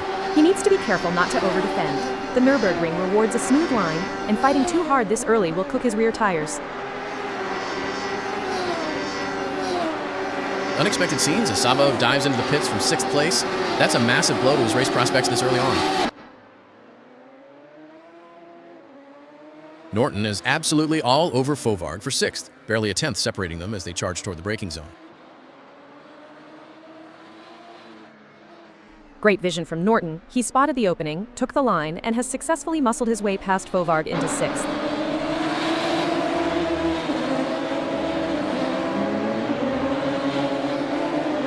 It has been a chaotic start to this one, hasn't it? The field is really struggling to keep their tires under them on this surface. You are not wrong. Nurburgring GP is brutal when the car setup is just a fraction off, especially through that long technical complex. I noticed a few drivers over-rotating on entry. Are they pushing too hard on cold rubber, or is the balance just completely gone? It is almost always a bit of both. When I was racing, you'd feel the back end get light, and your first instinct is to save it, but that usually just kills your drive out. That explains why we saw Szabo dive into the pits so early. Perhaps he wasn't happy with how the car was handling that first sector. Either that, or he picked up a bit of damage in that opening lap scrap. Either way, that is a long way back to climb in 7 minutes. We have seen Fannin and Moll really picking their way through the midfield with some aggressive lines. Fannin is driving with a lot of confidence, but he has to be careful. You can't just bully your way to the front when the margins are this tight. It is a balancing act, isn't it? Knowing when to lean on the car and when to let the race come to you. Exactly, and with the way the wind is picking up, I suspect we might see a few more lockups before that final lap flag drops. Well, whoever keeps their head the longest is going to be the one on that top step today. I wouldn't bet against someone making a daring move on the final corner, just to keep things interesting for us.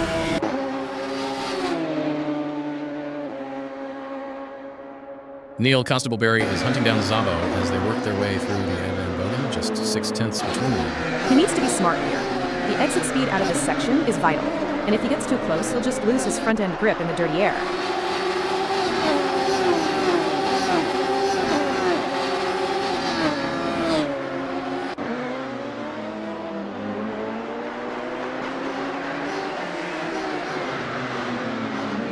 That gap has stretched slightly out to 0.8 now. Szabo seems to have found a bit more pace since his pit stop.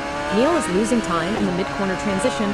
He's just not getting the rotation he needs to stay glued to that gearbox.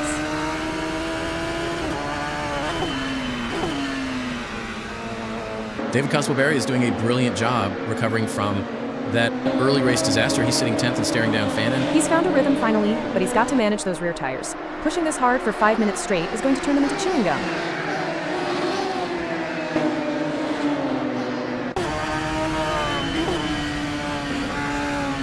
Walters is right in the slipstream of Szabo. Just 0.2 split them as they fight for the 12th spot.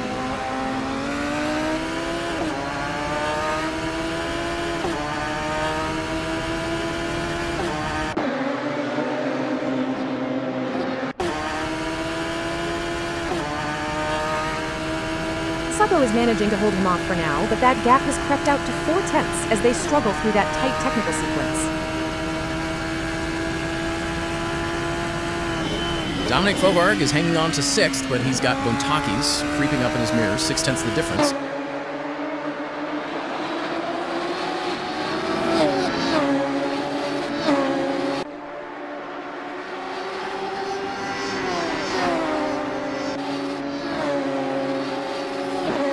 Fovarg has really opened up that cushion.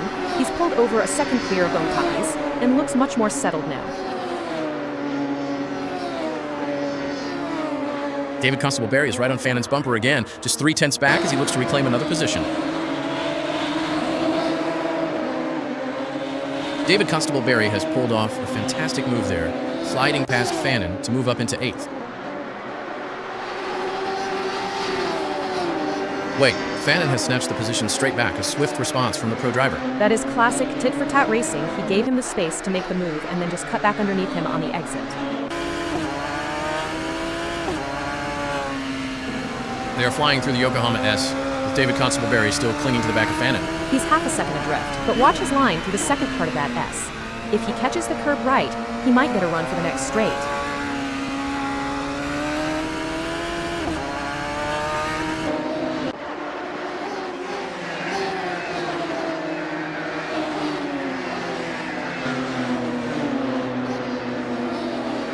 The gap is stretched to nearly a second now. It looks like David Constable-Berry might have missed that crucial exit he needed. Fovarg is putting everything he's got into chasing down Norton, closing the distance to just 4/10 as we approach the closing stages.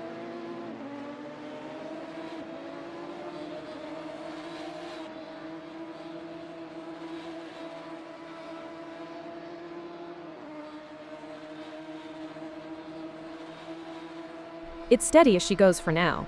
Norton is holding that half-second advantage, showing just enough pace to keep Fovarg at arm's length. Jareth Hallam is absolutely glued to the back of Daniel Corsa, only 2/10 between the leaders. This is the fight for the win, and Hallam is really leaning on him here, trying to force a mistake in the braking zones.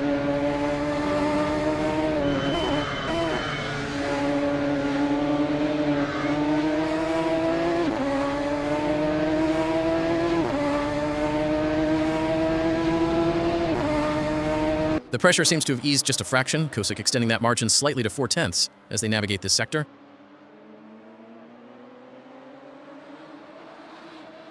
Sabo is turning up the wick on Neil Constable-Berry, just 2/10 separating them as they battle for that 10th spot. He knows he needs to make this stick quickly. If he hangs about behind him too long, his tires will lose the heat he's worked so hard to put into them.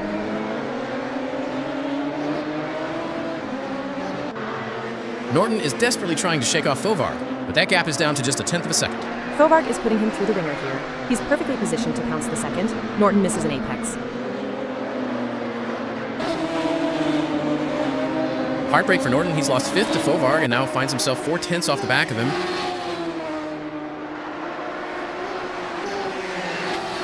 We're used to seeing some hard-fought but clean racing here at Virtual Velocity. I'm expecting to see nothing different here today as this race unfolds.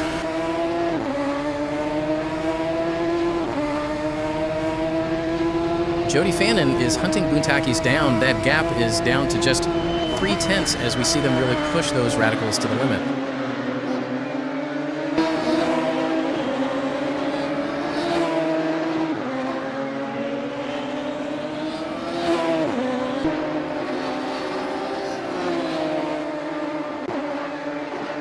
The distance hasn't budged an inch.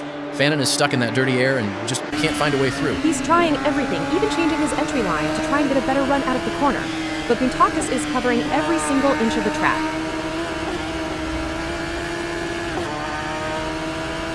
Norton is absolutely glued to the back of Fovarg again. He's clearly got the pace to challenge for that 5th spot before the race is out.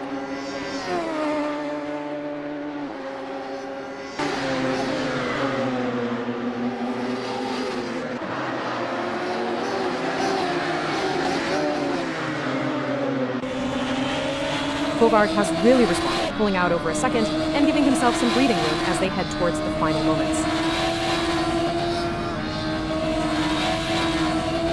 Luchakis is fighting to keep Fannin behind him, just 2/10 of a second between them.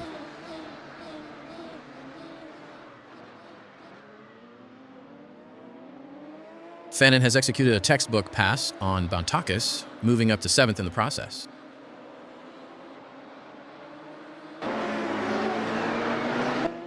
And just like that, Buntakis bites back, reclaiming 7th and forcing a 6/10 gap as they trade positions once more.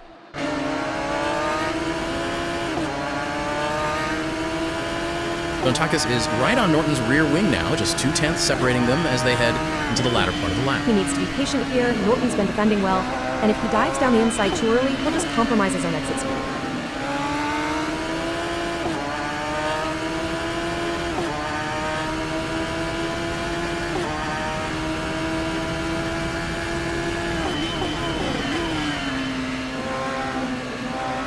Norton has managed to stretch the gap to half a second, putting some much-needed distance between himself and Bantakis. Looks like Buntakis has just lost a bit of that late race confidence. The gap is widening as they approach the final sector.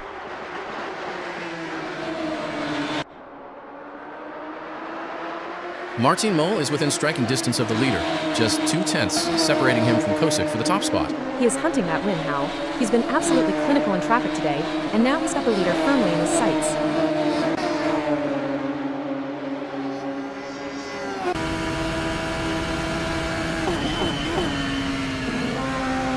20 seconds left on the clock, and it is a pure sprint to the line with Mol glued to Kosick's diffuser. This is it. Kosick has to defend the inside line perfectly because Mol is looking for any excuse to throw that car down the gap.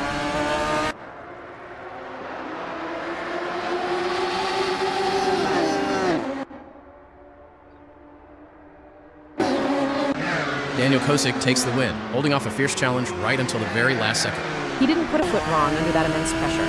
That's a masterclass in defensive driving to keep Mol at bay for the victory.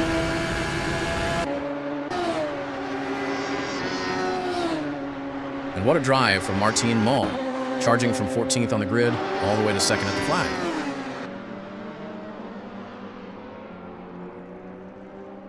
Jareth Hallam rounds out our podium, a rock-solid performance that sees him bring it home in 3rd. He stayed out of trouble when it mattered most, and that consistency really paid off for him in these final laps.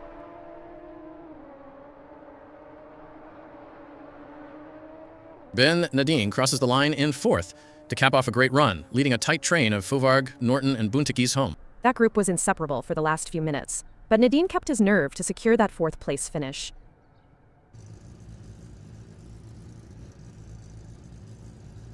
Jody Fannin takes 8th ahead of David Constable-Berry, with Szabo and Walters rounding out the remaining runners in 10th and 11th.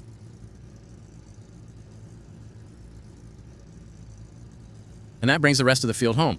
Neil Constable-Berry taking 12th, with Gilles de Esch crossing the line in 13th to complete the order.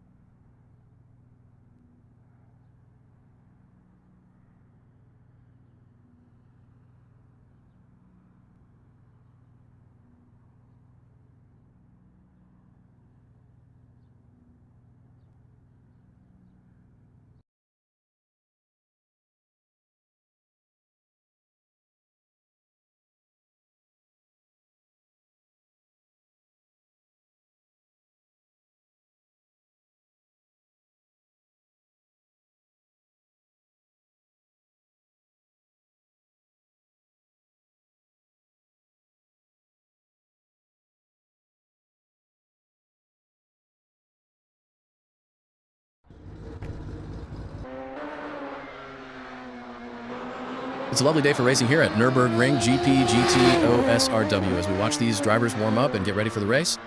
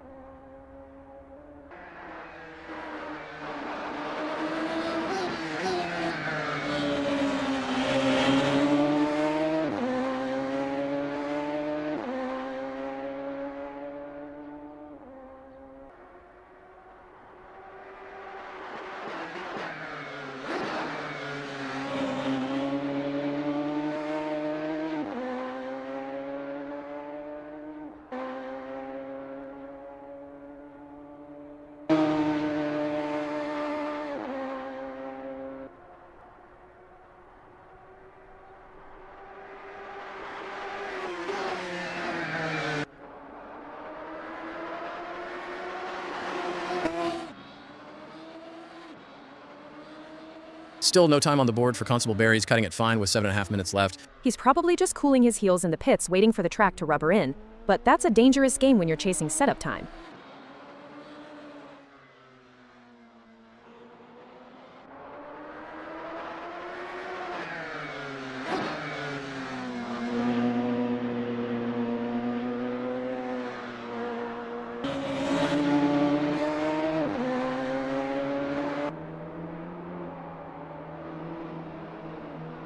Norton still hasn't posted a single lap, and we are down to the final 7 minutes in the Mercedes arena. He's burning daylight. You don't want to be heading into qualifying without a single clean run on the board.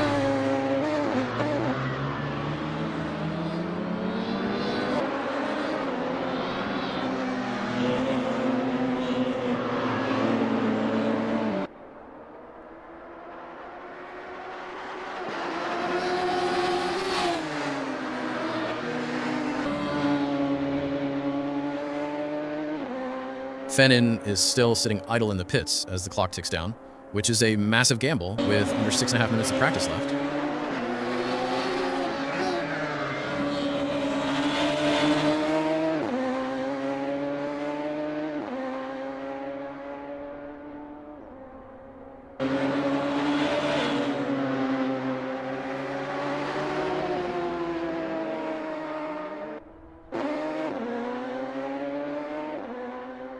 Neil Constable Barry is the latest to leave his run late, still no time registered with just over 6 minutes remaining.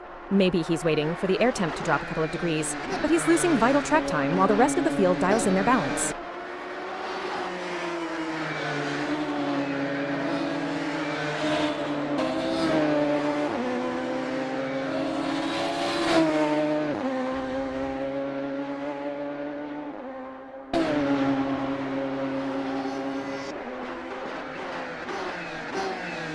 David Constable Barry finally rolling out now, but he's only got 5.5 minutes to find his rhythm before this session closes.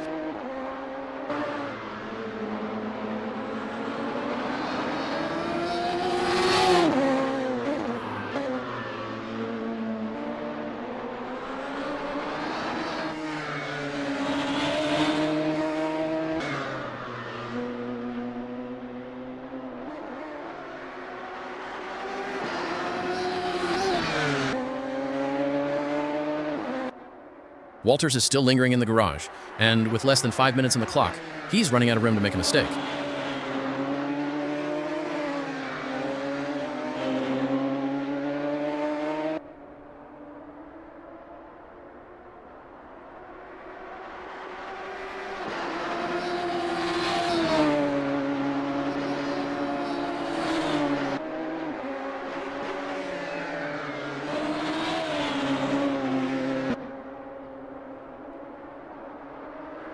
Norton is still nowhere to be seen. Just 4 minutes left to get a feel for the circuit. He might be doing a full race simulation later, but skipping this much track time is going to bite him come qualifying.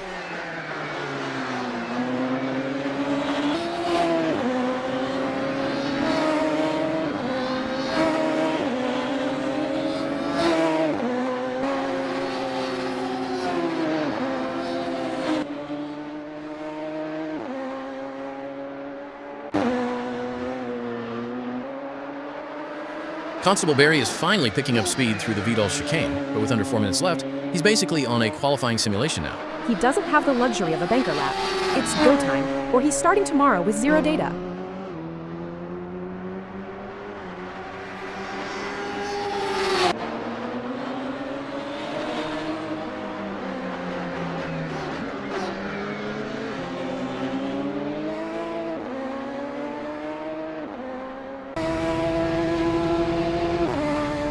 Fannin is finally emerging from the pit lane, pushing through the Schumacher S with only 3 minutes left on the clock. He's going to be fighting traffic the whole way round.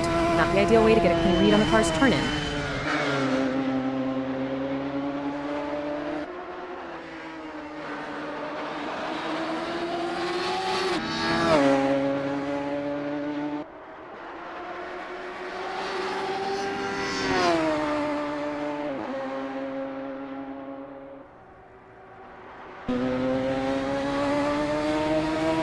Hallam finally breaks cover, heading out into the Mercedes arena with barely 2 minutes and 45 seconds to get his eye in.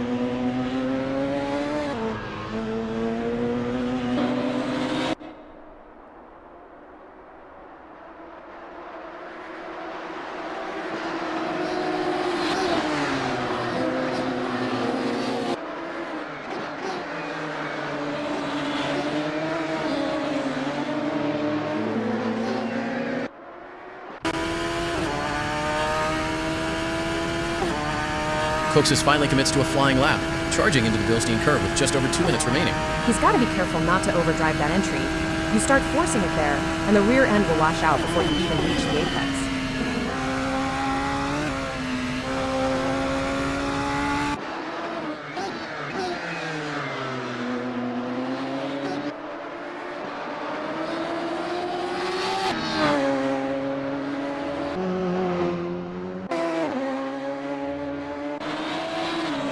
Walters is finally on his way, but with less than 2 minutes left, this is essentially a single lap shootout. He's basically doing a cool tire sprint.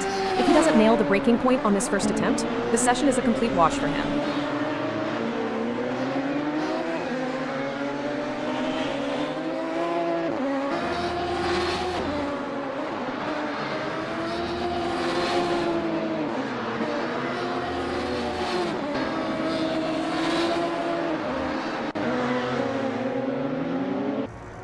Hallam is really leaving it to the wire. Barely a minute left to get a representative lap on the board.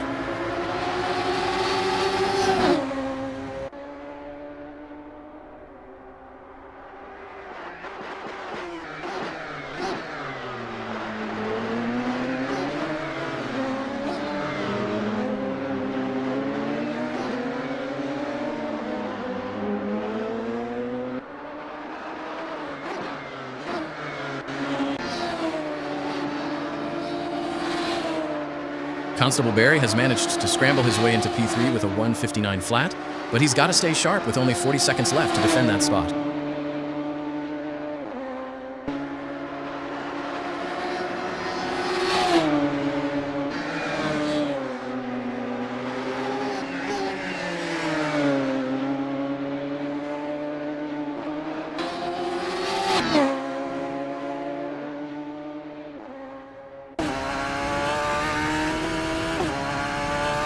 Daesh is barely clearing the pit exit as the clock expires.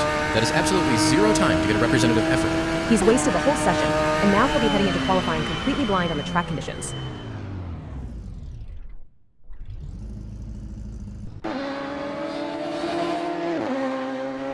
Coxis finds a 2-minute flat to hold down fifth, but the clock has effectively run out on him now. He'll be disappointed with that gap to the leaders. He just couldn't find the rhythm when the track was at its best.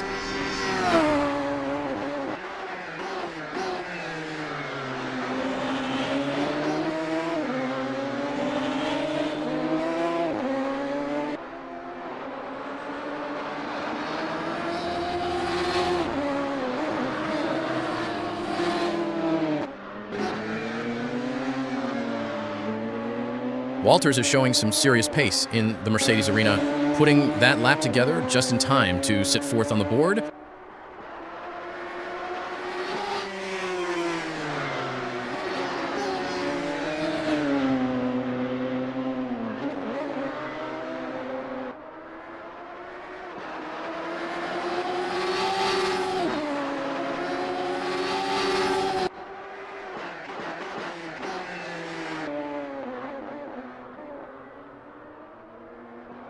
Kushas finds a bit more time, trimming that down to a 1:59.5, but he's still stuck behind the leading quartet.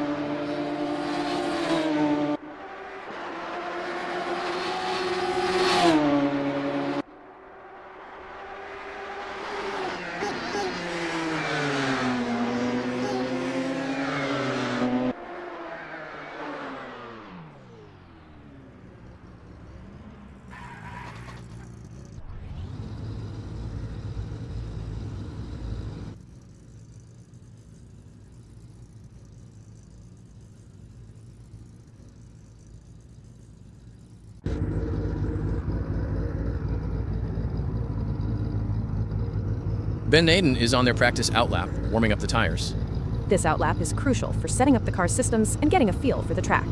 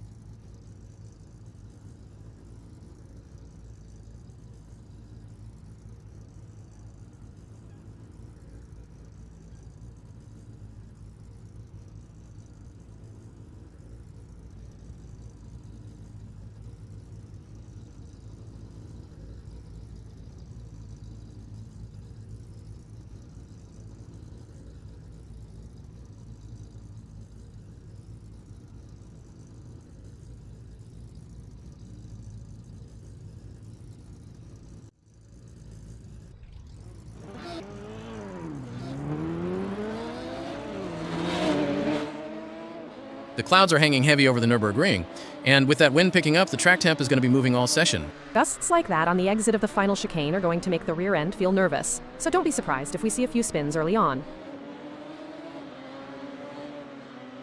Jody Fannin is taking a very cautious approach to the opening stages. Still no time on the board as he navigates the Mercedes arena. He is probably just waiting for a bit of rubber to go down, but at this track, leaving it this late is a massive gamble if you catch traffic.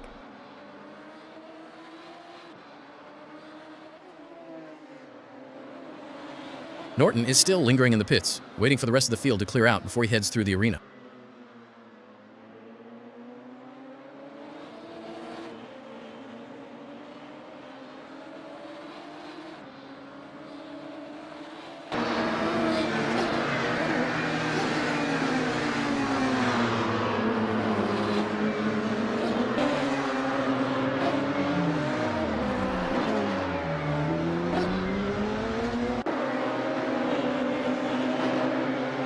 Kaukasus is burning daylight. He needs to get that car on track right now if he wants to get a decent tire warm-up before his flying lap.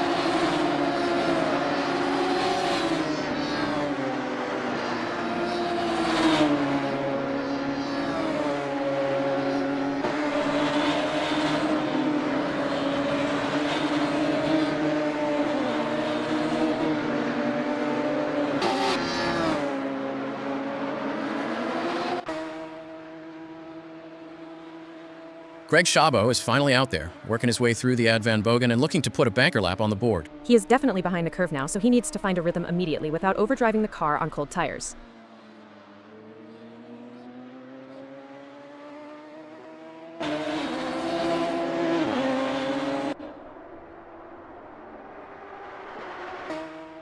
A 2:05.421 for Szabo, but that puts him down in 14th. He's clearly got a lot more left in the tank.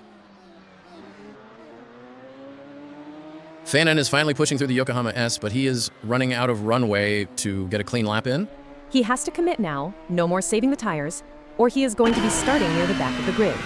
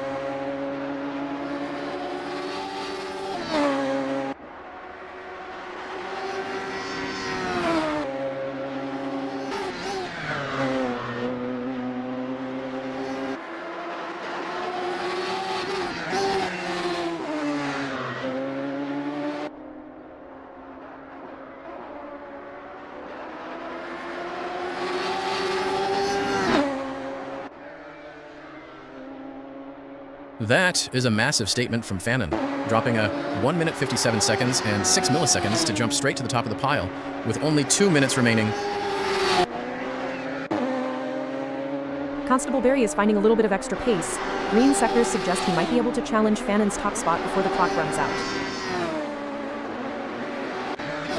Walters is just a hair off his best pace, struggling to find that final 100th as he pushes for a spot in the top 5. Time is rapidly ticking away for Giel de Esch, who still has 0 times on the board. He is going to have to treat this as a one-shot qualifying attempt, which is a brutal way to start a session.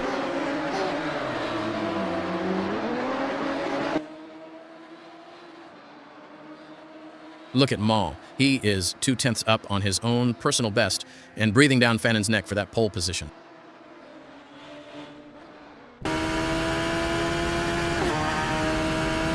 Constable Barry is pushing hard, finding a 1/10 of a second as we head into the final minute of qualifying. He needs to be careful. Desperation at this stage of a short session often leads to overdriving and cooking the tires before the last corner. Constable Barry is finding half a second out there. That's a massive jump up the order if he can keep it together. He is really handing it out on the limit, but he needs to make sure he hasn't taken too much out of his rubber to finish the lap strong. Szabo is absolutely flying through the Bilstein curve, over half a second faster than his previous best. He's really found the sweet spot on this set of tires. If he keeps this composure through the final complex, he's going to vault right up to the front.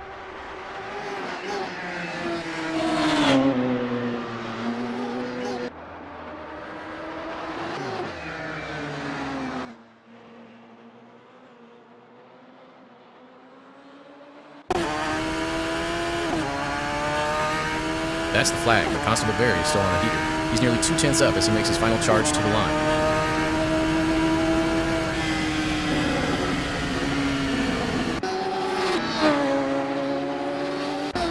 Walters is finding over a second on this final run. He's putting it all on the line as the clock runs down. He is wringing every ounce of grip out of that car. If he stays tidy through these last few turns, he could be looking at a top 5 start.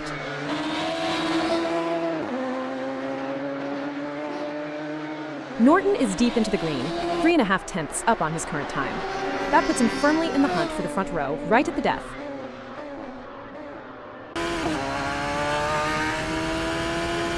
Nadine is chipping away at the gap, finding 4/10 as he hunts for a way out of the back half of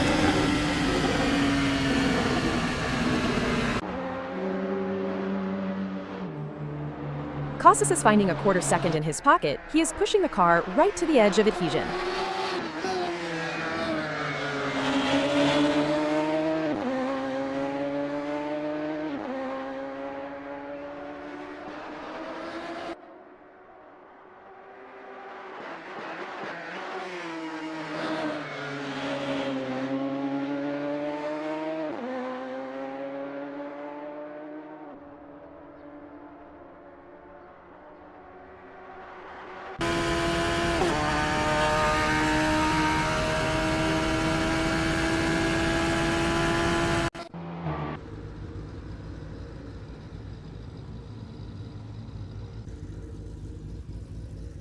The grid is settling in at the Nurburgring, and you can see the cars swaying slightly in that 10-knot breeze. It's gusty out there, and with a track this technical, the aero balance is going to be shifting constantly through the high-speed sections. Jody Fannin looking focused in the second spot. That Radical is sat perfectly on the line waiting for the lights. Norton's got his work cut out for him, starting right behind Fannin in that identical State Route 3. He'll be desperate to get a clean launch, because if he gets bogged down, he's going to be fighting the dirty air before he even hits the first corner. Maul is tucked in right behind Norton, and he'll be praying for a chaotic opening lap to capitalize on any mistakes in front. Fovarg is leading the Pro-Am charge from 5th, looking to keep those Pro-Class cars in his sights right from the jump. Constable Barry lines up alongside Fovarg, keeping that second Pro-Am row looking very hungry for a jump on the leaders. Bone Taki's rounding out the first few rows. He's got a clear view of the carnage ahead if things get messy into turn 1. He just needs to stay patient. The Radical is twitchy enough as it is, without trying to force a gap that isn't there.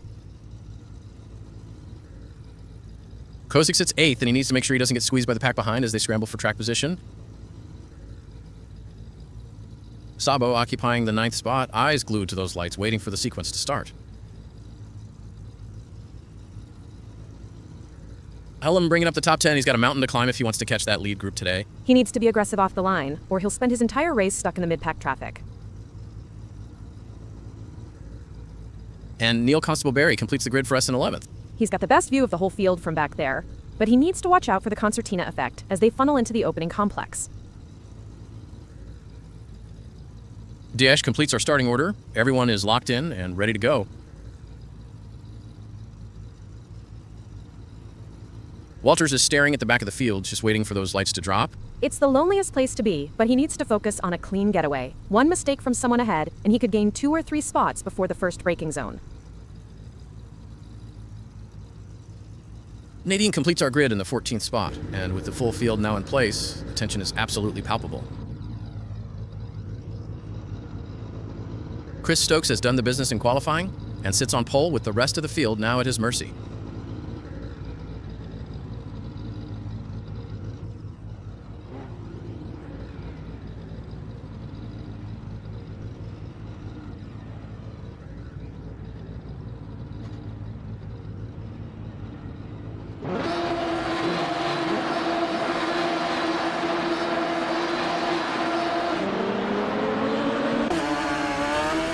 We are green at the Nurburgring. Lights out and away we go. Stokes gets a textbook launch, but look at the drag race between Fannin and Norton into the first turn. Stokes has already opened up a half-second gap. He is absolutely putting his head down to break the toe early.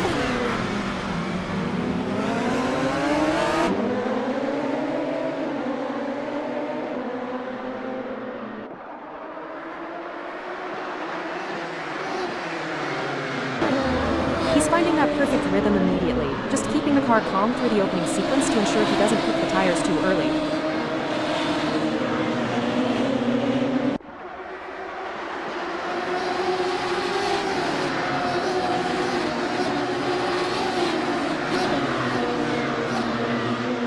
Neil Constable-Berry has absolutely threaded the needle. He is up to 8th already. That is opportunistic driving at its finest. He just kept his nose clean while everyone else was busy trading paint.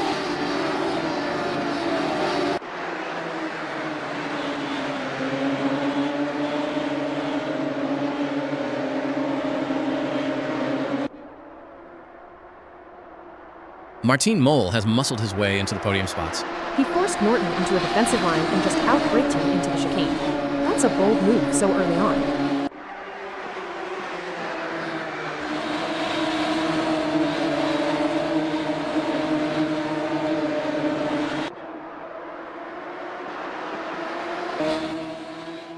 Mole isn't settling for 3rd. He's already glued to the back of Fannin. He knows if he can disrupt Fannin's line, he might be able to drag Stokes back to them.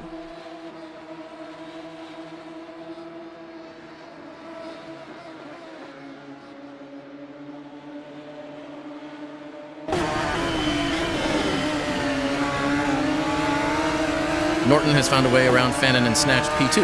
He used the slipstream perfectly on the run-up to the corner. Fannin just left the door ajar, and Norton didn't need a second invitation. Norton is holding on to 2nd, but Mole is right on his gearbox, just 2/10 off his tail. Fannin's lost the pace after that slip-up, and now Norton has to balance defending from Mole while trying to keep Stokes in sight.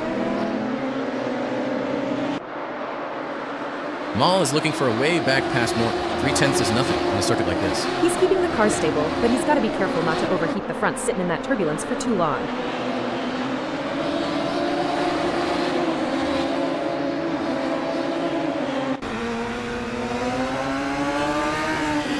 Bauticus is hunting down Walters through the Mercedes arena, just 3/10 splitting the pair. He's got to be clinical here. You lose so much momentum if you overcook the entry to that complex, and he really can't afford that right now.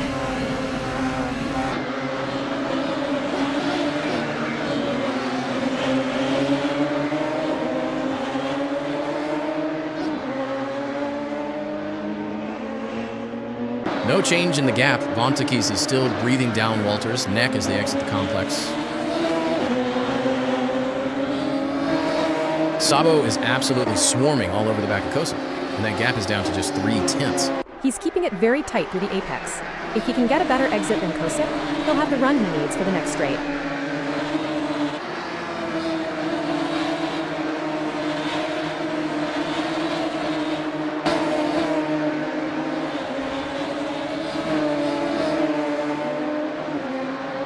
Szabo's lost a little ground there. The gap to Kosic has stretched out to half a second after that last sequence.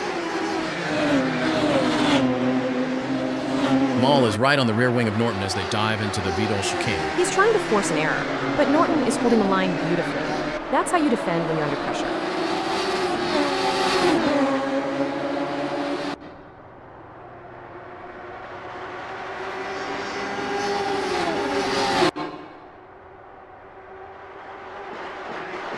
That gap has evaporated. They are absolutely side by side. Mall is looking for a gap that isn't really there. If they touch, this is going to end in tears for both of them. Kosic is doing just enough to stay in front, but Szabo is showing his nose in the mirrors with that gap down to 4/10. Kosic is going to start feeling the heat now. When the gap stays this small for more than a lap, you start making micro adjustments that ruin your tire life.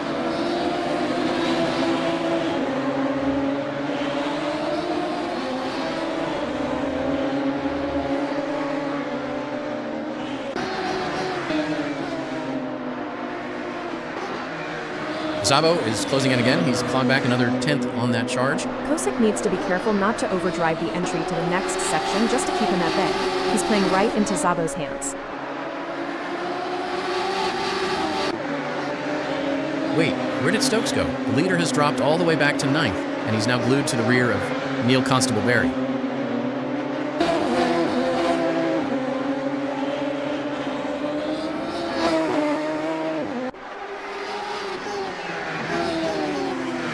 Norton has dropped to 3rd. It looks like Mall has managed to find a way through and seize that runner-up spot.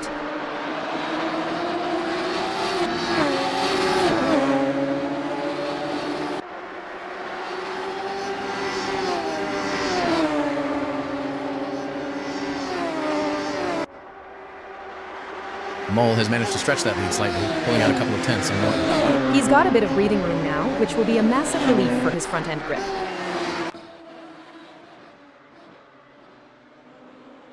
Stokes is really struggling to find a way past Neil Constable-Barry. He's been stuck behind him for the better part of a lap now. This is an incredible turnaround for a pole sitter. He's clearly got some kind of issue, or he's just completely lost his confidence in traffic.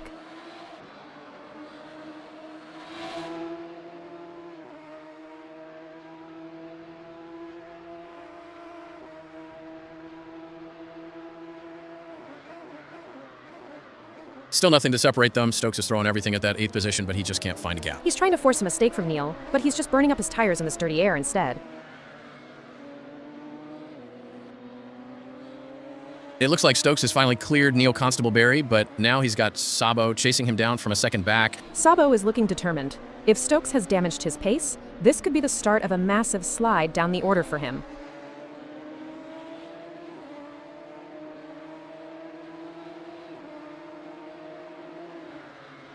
Szabo has been shuffled back, and Stokes has surged through to reclaim that 8th spot. Stokes finally found his rhythm. He just lunged down the inside, and Szabo had no answer for that move.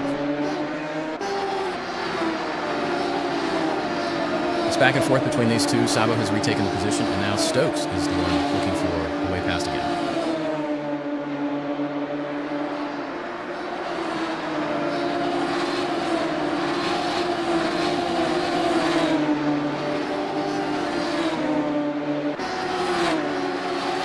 Stokes is glued to Szabo's diffuser, just 2 tenths in it as they head into the next sequence. So is driving very defensive line. He knows exactly where Stokes wants to be, and he's closing the door every single time.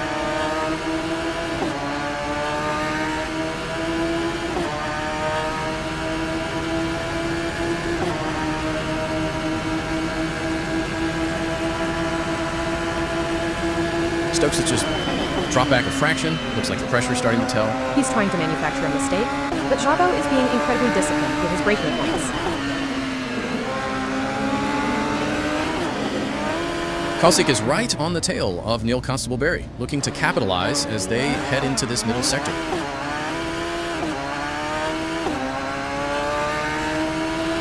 Total disaster for Kosic. He's plummeted from 7th down to 9th in just one sector. That's a huge time loss. Either he's had a massive off-track excursion, or there's a technical gremlin sidelining his pace. He's slipping even further. Kosick is now down in 10th and struggling to keep the car pointed in the right direction. He's fighting an uphill battle now. The confidence has completely evaporated after that last mistake.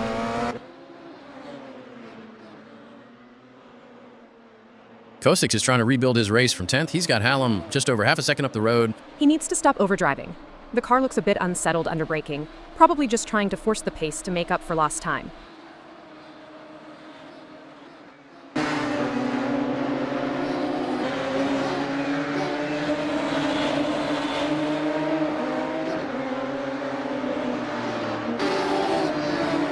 Hallam is just starting to pull away. That gap is creeping out toward a second now. Kosick is really fighting the car. You can see him wrestling with the steering just to hold the line through that corner.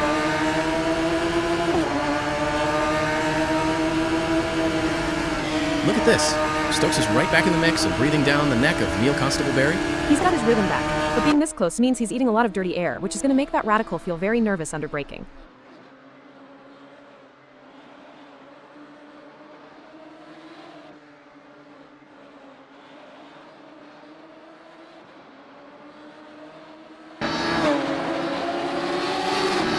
Stokes tried to force the issue but had to tuck back in, and that gap is back out to 2/10. He's finding out exactly what I meant.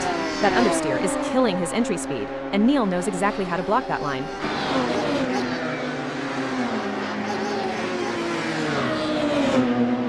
Kosick is back on the charge. He's clawed that gap to Hallam down to half a second. He's finally settled into a rhythm, but he's got to be careful not to abuse the tires if he wants to make a real lunge before the finish.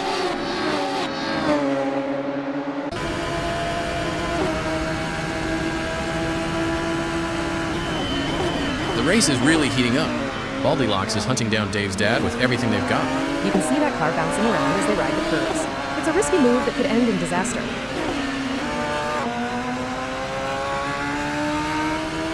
Stokes has finally broken through. He's cleared Neil and is up into 6th. He really had to work for that one. He forced Neil into a compromise on the exit and just powered past on the straight.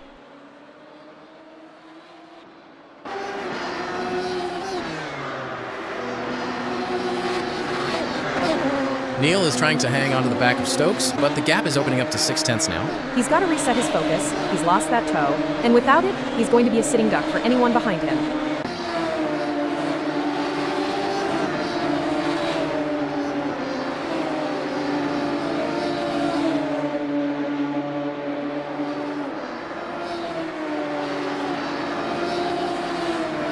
No movement in the gap. Neil is holding station, but he's not finding the pace to close back up on Stokes.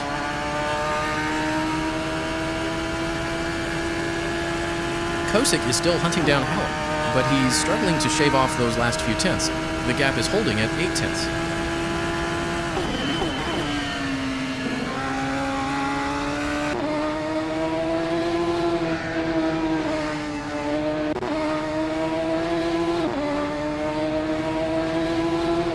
That gap has ballooned. Kosick has lost another 6/10 to Hallam in just one sector. He's really struggling for grip now. Those tires must be absolutely cooked after his earlier mistake.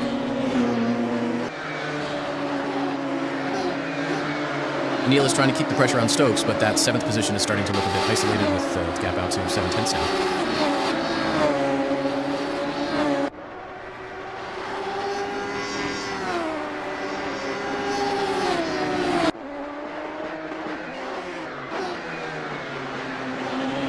Stalemate for now. Stokes is just maintaining that 7/10 cushion as they work through this middle sector.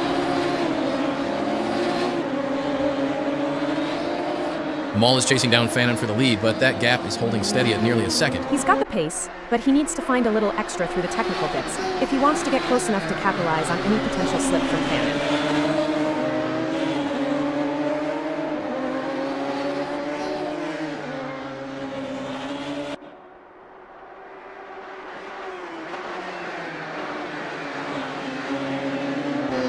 Still nothing changing at the front. Maul is keeping the pressure on, but Fannin is absolutely resolute.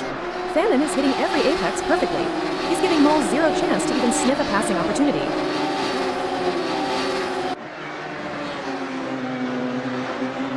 Hallam is making some good time now. He's got Walters in his sights with the gap just over a second. He's finally finding a rhythm, but he's got to be careful not to burn his fuel reserves if he wants to make a late race lunge.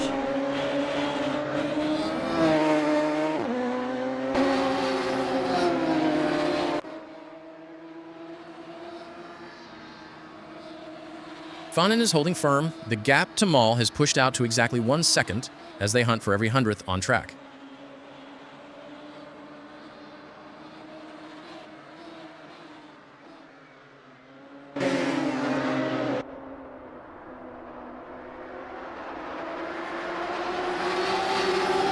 Mall has clawed back a 10th. He's sensing a bit of weakness in Fanon's defense as they head into the next technical sequence.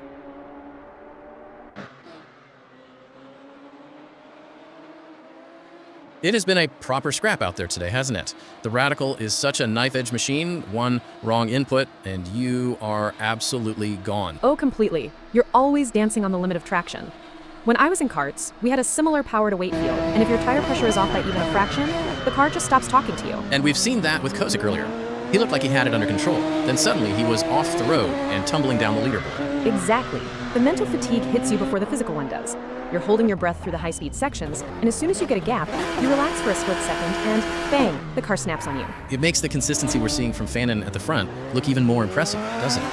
Honestly, it's masterclass stuff. He's not flashy, he's just hitting his marks every single lap, while everyone behind is busy fighting the air in the car.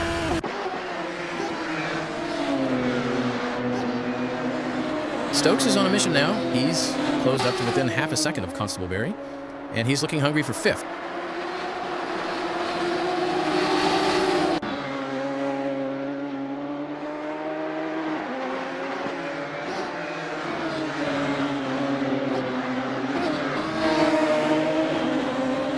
Stokes has absolutely erased the gap. He is right on his gearbox now. He's got the momentum, but Constable Barry is going to be ultra defensive here. He knows if he loses this spot, he might not get it back.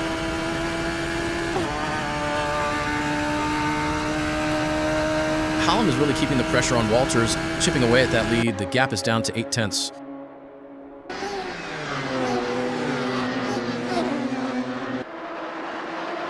Fanon is coming into the final stretch with a 1-second cushion. He can almost see the finish line now. He just needs to keep his cool for these last 20 seconds. Mall is still pushing hard, but Fanon has controlled this race perfectly from the front.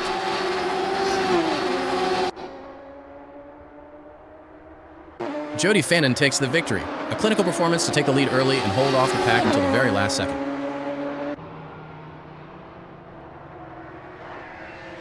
Martin Mole crosses the line to secure a hard-fought second place. He pushed Fanon right to the end, but he just couldn't find the opening he needed to make a real lunge for the win.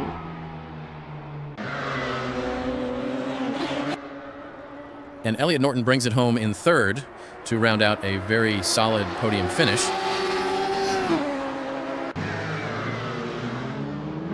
Fovard, Stokes, David Constable Barry, and Neil Constable Barry round out the top 7 in that order. Stokes will be kicking himself for that early race dip, but he showed incredible pace to recover and fight his way back into the top 6.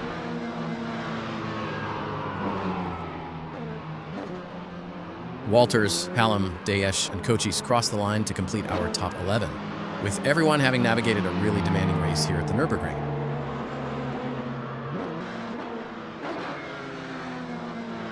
Sabo and Nadine round out the final finishers, and with that we conclude what has been an intense sprint here at the GP track.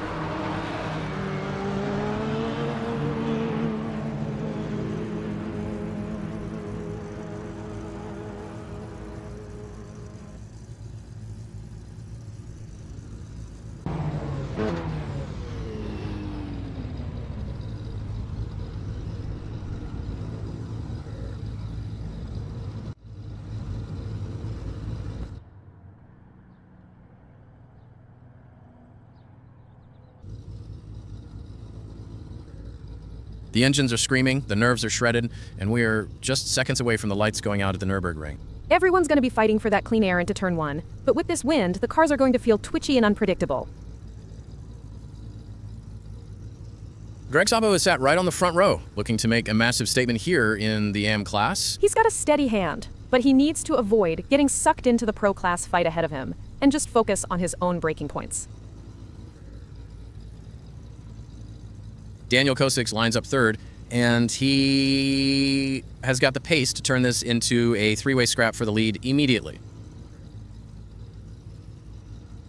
Yildiz rounds out that second row, and he's going to need a perfect launch to keep the leaders in his sights. He's been consistent all weekend, but P4 is a dangerous place to be if the pack bunches up into that opening complex. Nigel Walters is staring at the back of the third row, needing to find a gap early if he wants to stay in touch with the leaders. He's got a clear view of the apex from there. If he gets the jump on the Pro-Am cars in front, he could be the dark horse of this opening lap. Constable Barry's tucked in at P7, right in the thick of the mid-pack chaos as we prepare for the start. He needs to keep his wits about him. Turn 1 here is a bottleneck, and the last thing he wants is a tap to the rear diffuser before he's even found his rhythm. David Constable Barry is starting from row 5, looking to carve his way through the AM runners and chase down the front runners early. Fovarg is rounding out the top 10, with plenty of work to do if he wants to make an impression today. He's got a tough climb ahead, but from back here he can see exactly where the others are making mistakes in the braking zones. Elliot Norton finds himself outside the top 10, which is certainly not where a pro-class driver expects to be lining up. He'll be livid with that qualifying performance, but he's got the outright speed to turn this into a recovery drive if he can muscle his way through the pack. Jody Fannin is buried down in P13, and he is going to have to be aggressive through the opening sequence if he wants to salvage this race.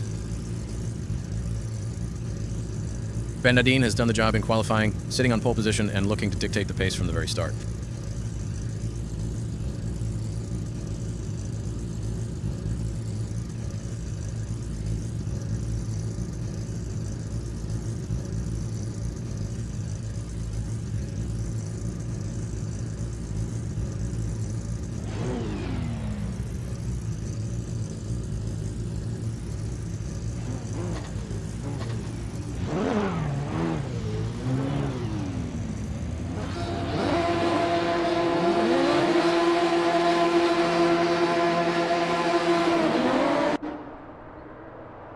Lights out and away we go. Naden gets a brilliant launch and clears the field into the first turn.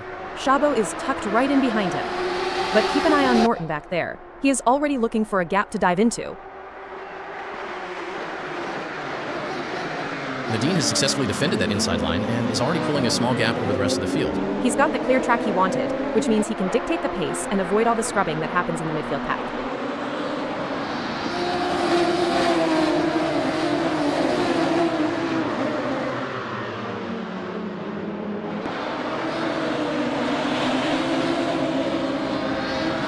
Martin Mole is holding station back in 12th, keeping his nose clean while the chaos unfolds ahead. Smart move, just settling into a rhythm rather than forcing an opening and risking a spin on cold tires.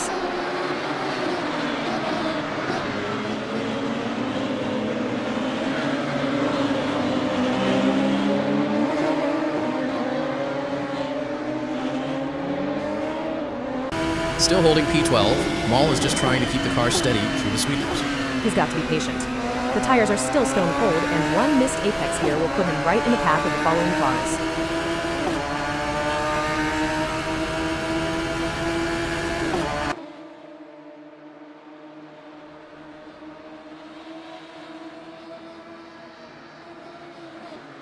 Chris Stokes has found a way past, moving up to 7th and looking to put some pressure on the cars ahead.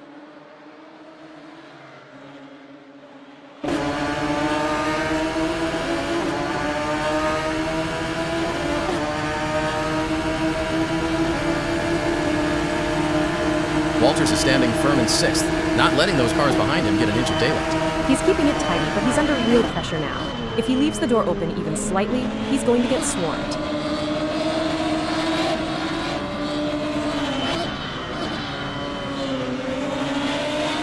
Walters is still locked in 6th, but Jareth Hallam has surged ahead to 4th. with less than a second now separating the gap between them and the front-running pack. Huge move from Mall. He's up to 10th and is now glued to the gearbox of Fannin with just 0.2 of a second between them as we approach the 9-minute mark.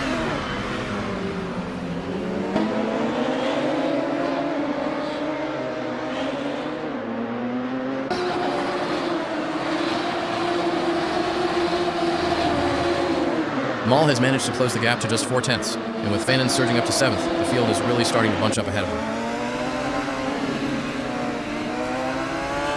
Yale de Esch is putting everything he's got into that rear bumper of Constable Barry. That gap is down to a 10th. He's absolutely hunting him down, but he needs to be careful not to cook his tires this early. Stay patient and force the mistake.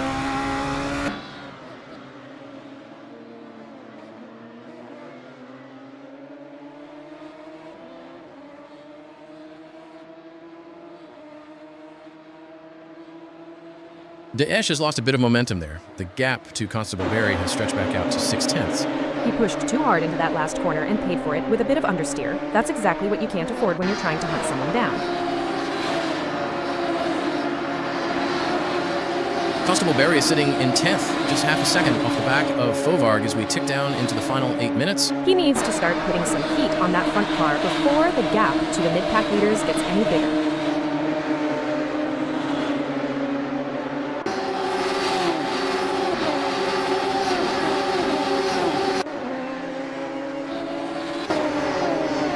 Stokes is right on the tail of Walters now, just 0.3 in it as they push hard for 5th. He's really testing the brakes of that lead car. Watch how he shifts his line to get a better run out of the exit.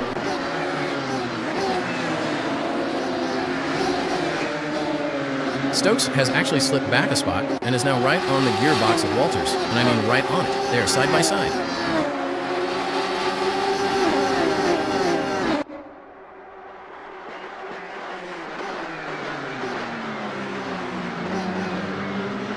Mall has been on a charge. He is up to 6th now and sitting just 0.3 off Fannin's rear wing. He is finding a rhythm now that the tires are up to temp, but Fannin is a tough nut to crack on a track like this.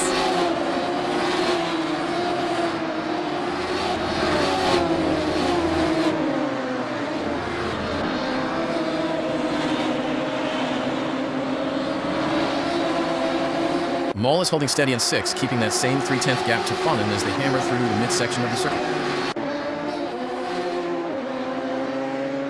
Fovarg is putting the pressure on, closing that gap to Stokes down to 0.4 as they cross the line for lap 2. He's really hanging it out there, but that car looks like it's getting a bit loose under power coming off the turns.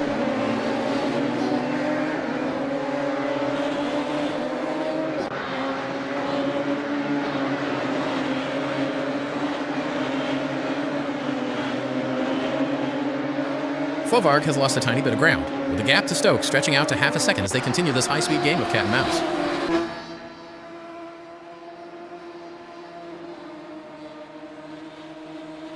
It is absolute chaos out there today. The way the field is compressed is giving us some brilliant racing. You love to see it, but as a driver, it is a nightmare.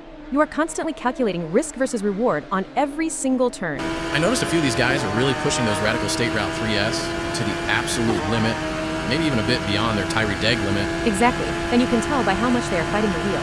I have been there. When you are overdriving the car just to keep a position, you are basically asking for an off. Speaking of, the way Nadine has managed the front of the pack is impressive, keeping his cool while everyone behind him is busy tearing each other apart. Pole is the best seat in the house, but staying there when the air is this turbulent requires some serious discipline. The wind speed we mentioned earlier is clearly playing a part too. I have seen a few of them twitch under braking. It makes the rear end so unpredictable. You go for the trail braking, and suddenly the tail wants to leave the nose. It makes for great entertainment though, seeing who actually has the car control to tame these things. I'd rather be in the booth than wrestling that steering wheel. Right now, honestly, it looks like a proper workout. Fair point. I will leave the high-speed ballet to them while we just enjoy the show. Deal, but let's see if anyone has the guts to try an unconventional line into the next complex.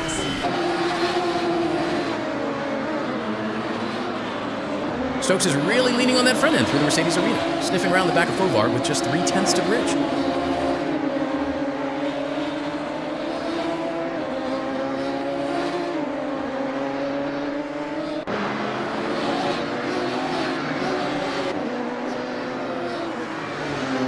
Stokes has whittled that gap down to 0.2. He is absolutely glued to Fovarg. He is starting to show his nose in every mirror Fovarg has, making the car look massive in his peripheral vision. Wait, where did Ben Naden go? The pole sitter has dropped all the way back to 11th. He must have had a massive moment. That's a brutal fall from grace, and now he's got a nearly 2-second gap to bridge if he wants to recover.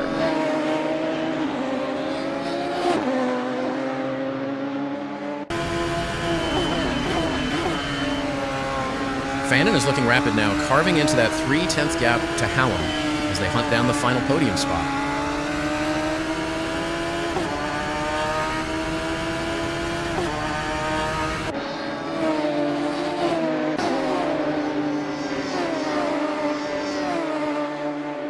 Fannin just lost a fraction of that momentum, and the gap to Hallam has ticked back out to 4/10 as they navigate through this high-speed section.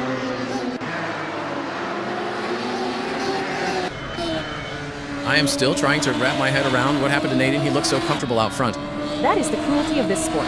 One tiny miscalculation on a curb, and your entire lead evaporates. Exactly, and you have to wonder if the pressure of leading a field like this just got to his tires? It is mental exhaustion more than anything.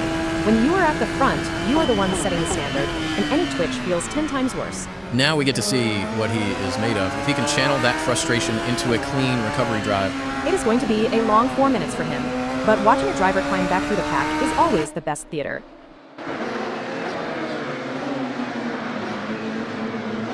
Martin Moll is really digging deep now, closing to within 3/10 of Fannin in the battle for fourth. He is showing much better poise than he did in the opening laps. He is not rushing the move, just making sure Fannin knows he is there.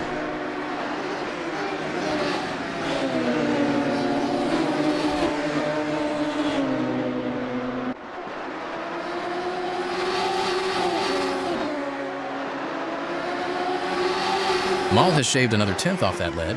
He is now sitting right in Fannin's slipstream with only 2/10 of a second left to find. Stokes is trying to keep the momentum high in 7th, but he's got 6/10 to make up if he's going to challenge Fovard for that 6th spot.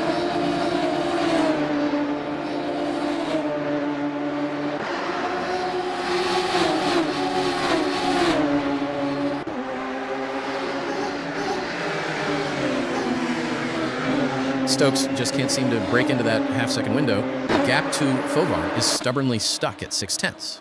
He is struggling to get a clean run out of the exits, which is likely down to that dirty air we mentioned. He is just cooking his front tires trying to force the car to turn. Hallam is under absolute siege through Ad Van Bogen, with Moll sniffing at his gearbox and just 1/10 of a second separating them. Huge drama here as Moll has swiped that 4th position, leaving Hallam to drop back by 6/10. That was a clinical overtake. Hallam just left the door ajar for a split second and Moll drove right through it.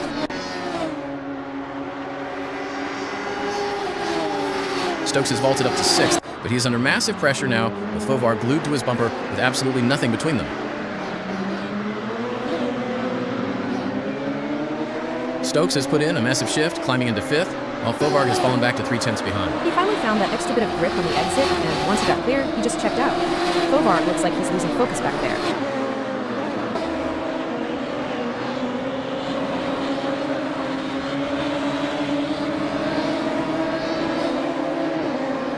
Fovard is trying to bounce back. He is right on the back of Hallam and only 2/10 off the fight for 6th. He is desperate to make up for that lost position, but he needs to be careful not to over-rotate the car trying to force that late braking move.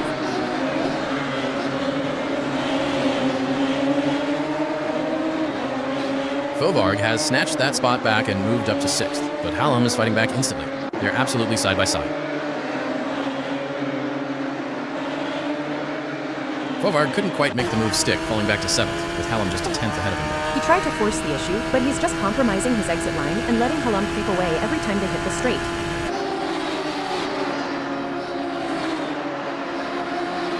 Fovard is still hunting down Hallam for 6th, just 2/10 separating them as they head into the mid-sector. He's really testing the limit of that front end. If he can just keep his composure, he might force Hallam into a defensive error before this lap is out.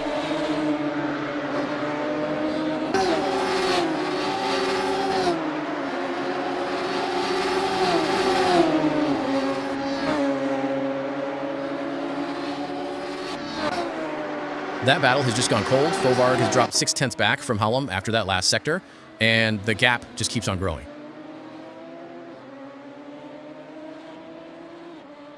Daniel Kosick is hunting down the leader, Greg Szabo, with just 7/10 now the difference at the sharp end of the field. This is where the race is won or lost. Kosick needs to stay composed and wait for Szabo to make one small mistake in the heavy braking zones.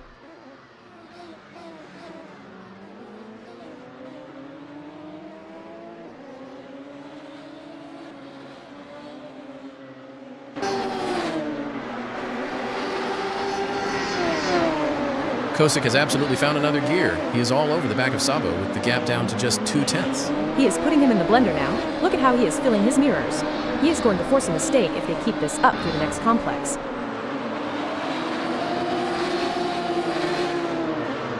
It has been a rough afternoon for both of them, but Nigel Walters is fighting hard to reel in Ben Nadine, trailing by just 0.6. Walters is showing some real grit here, but he needs to be wary of the pace Nadine has shown earlier. If Nadine finds that rhythm again, he'll be impossible to catch.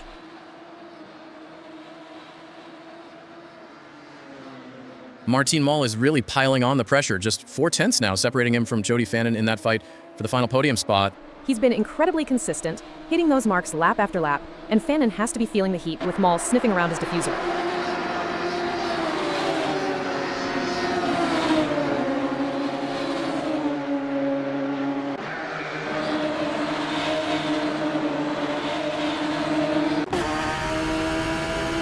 Moll has sliced that lead in half, and now he is breathing down Fannin's neck with just 0.2 between them as we edge closer to the end.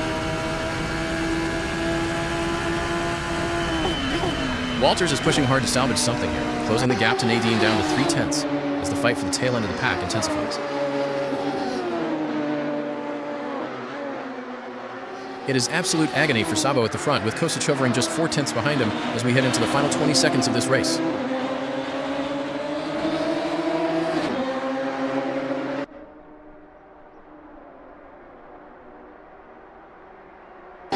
Greg Szabo holds on against the mounting pressure to take the win after a masterful defensive display from the front row.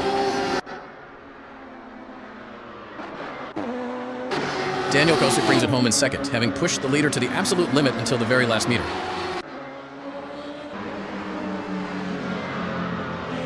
Jody Fannin completes an incredible recovery drive, charging all the way from 13th on the grid to clinch the final spot on the podium.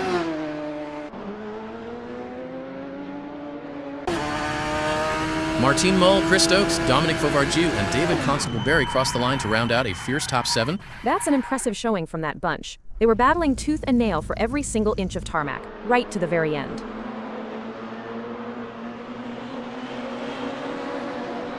Norton, Hallam, Neil Constable-Berry, and Walters follow them across the line to wrap up the rest of the top 11 finishers.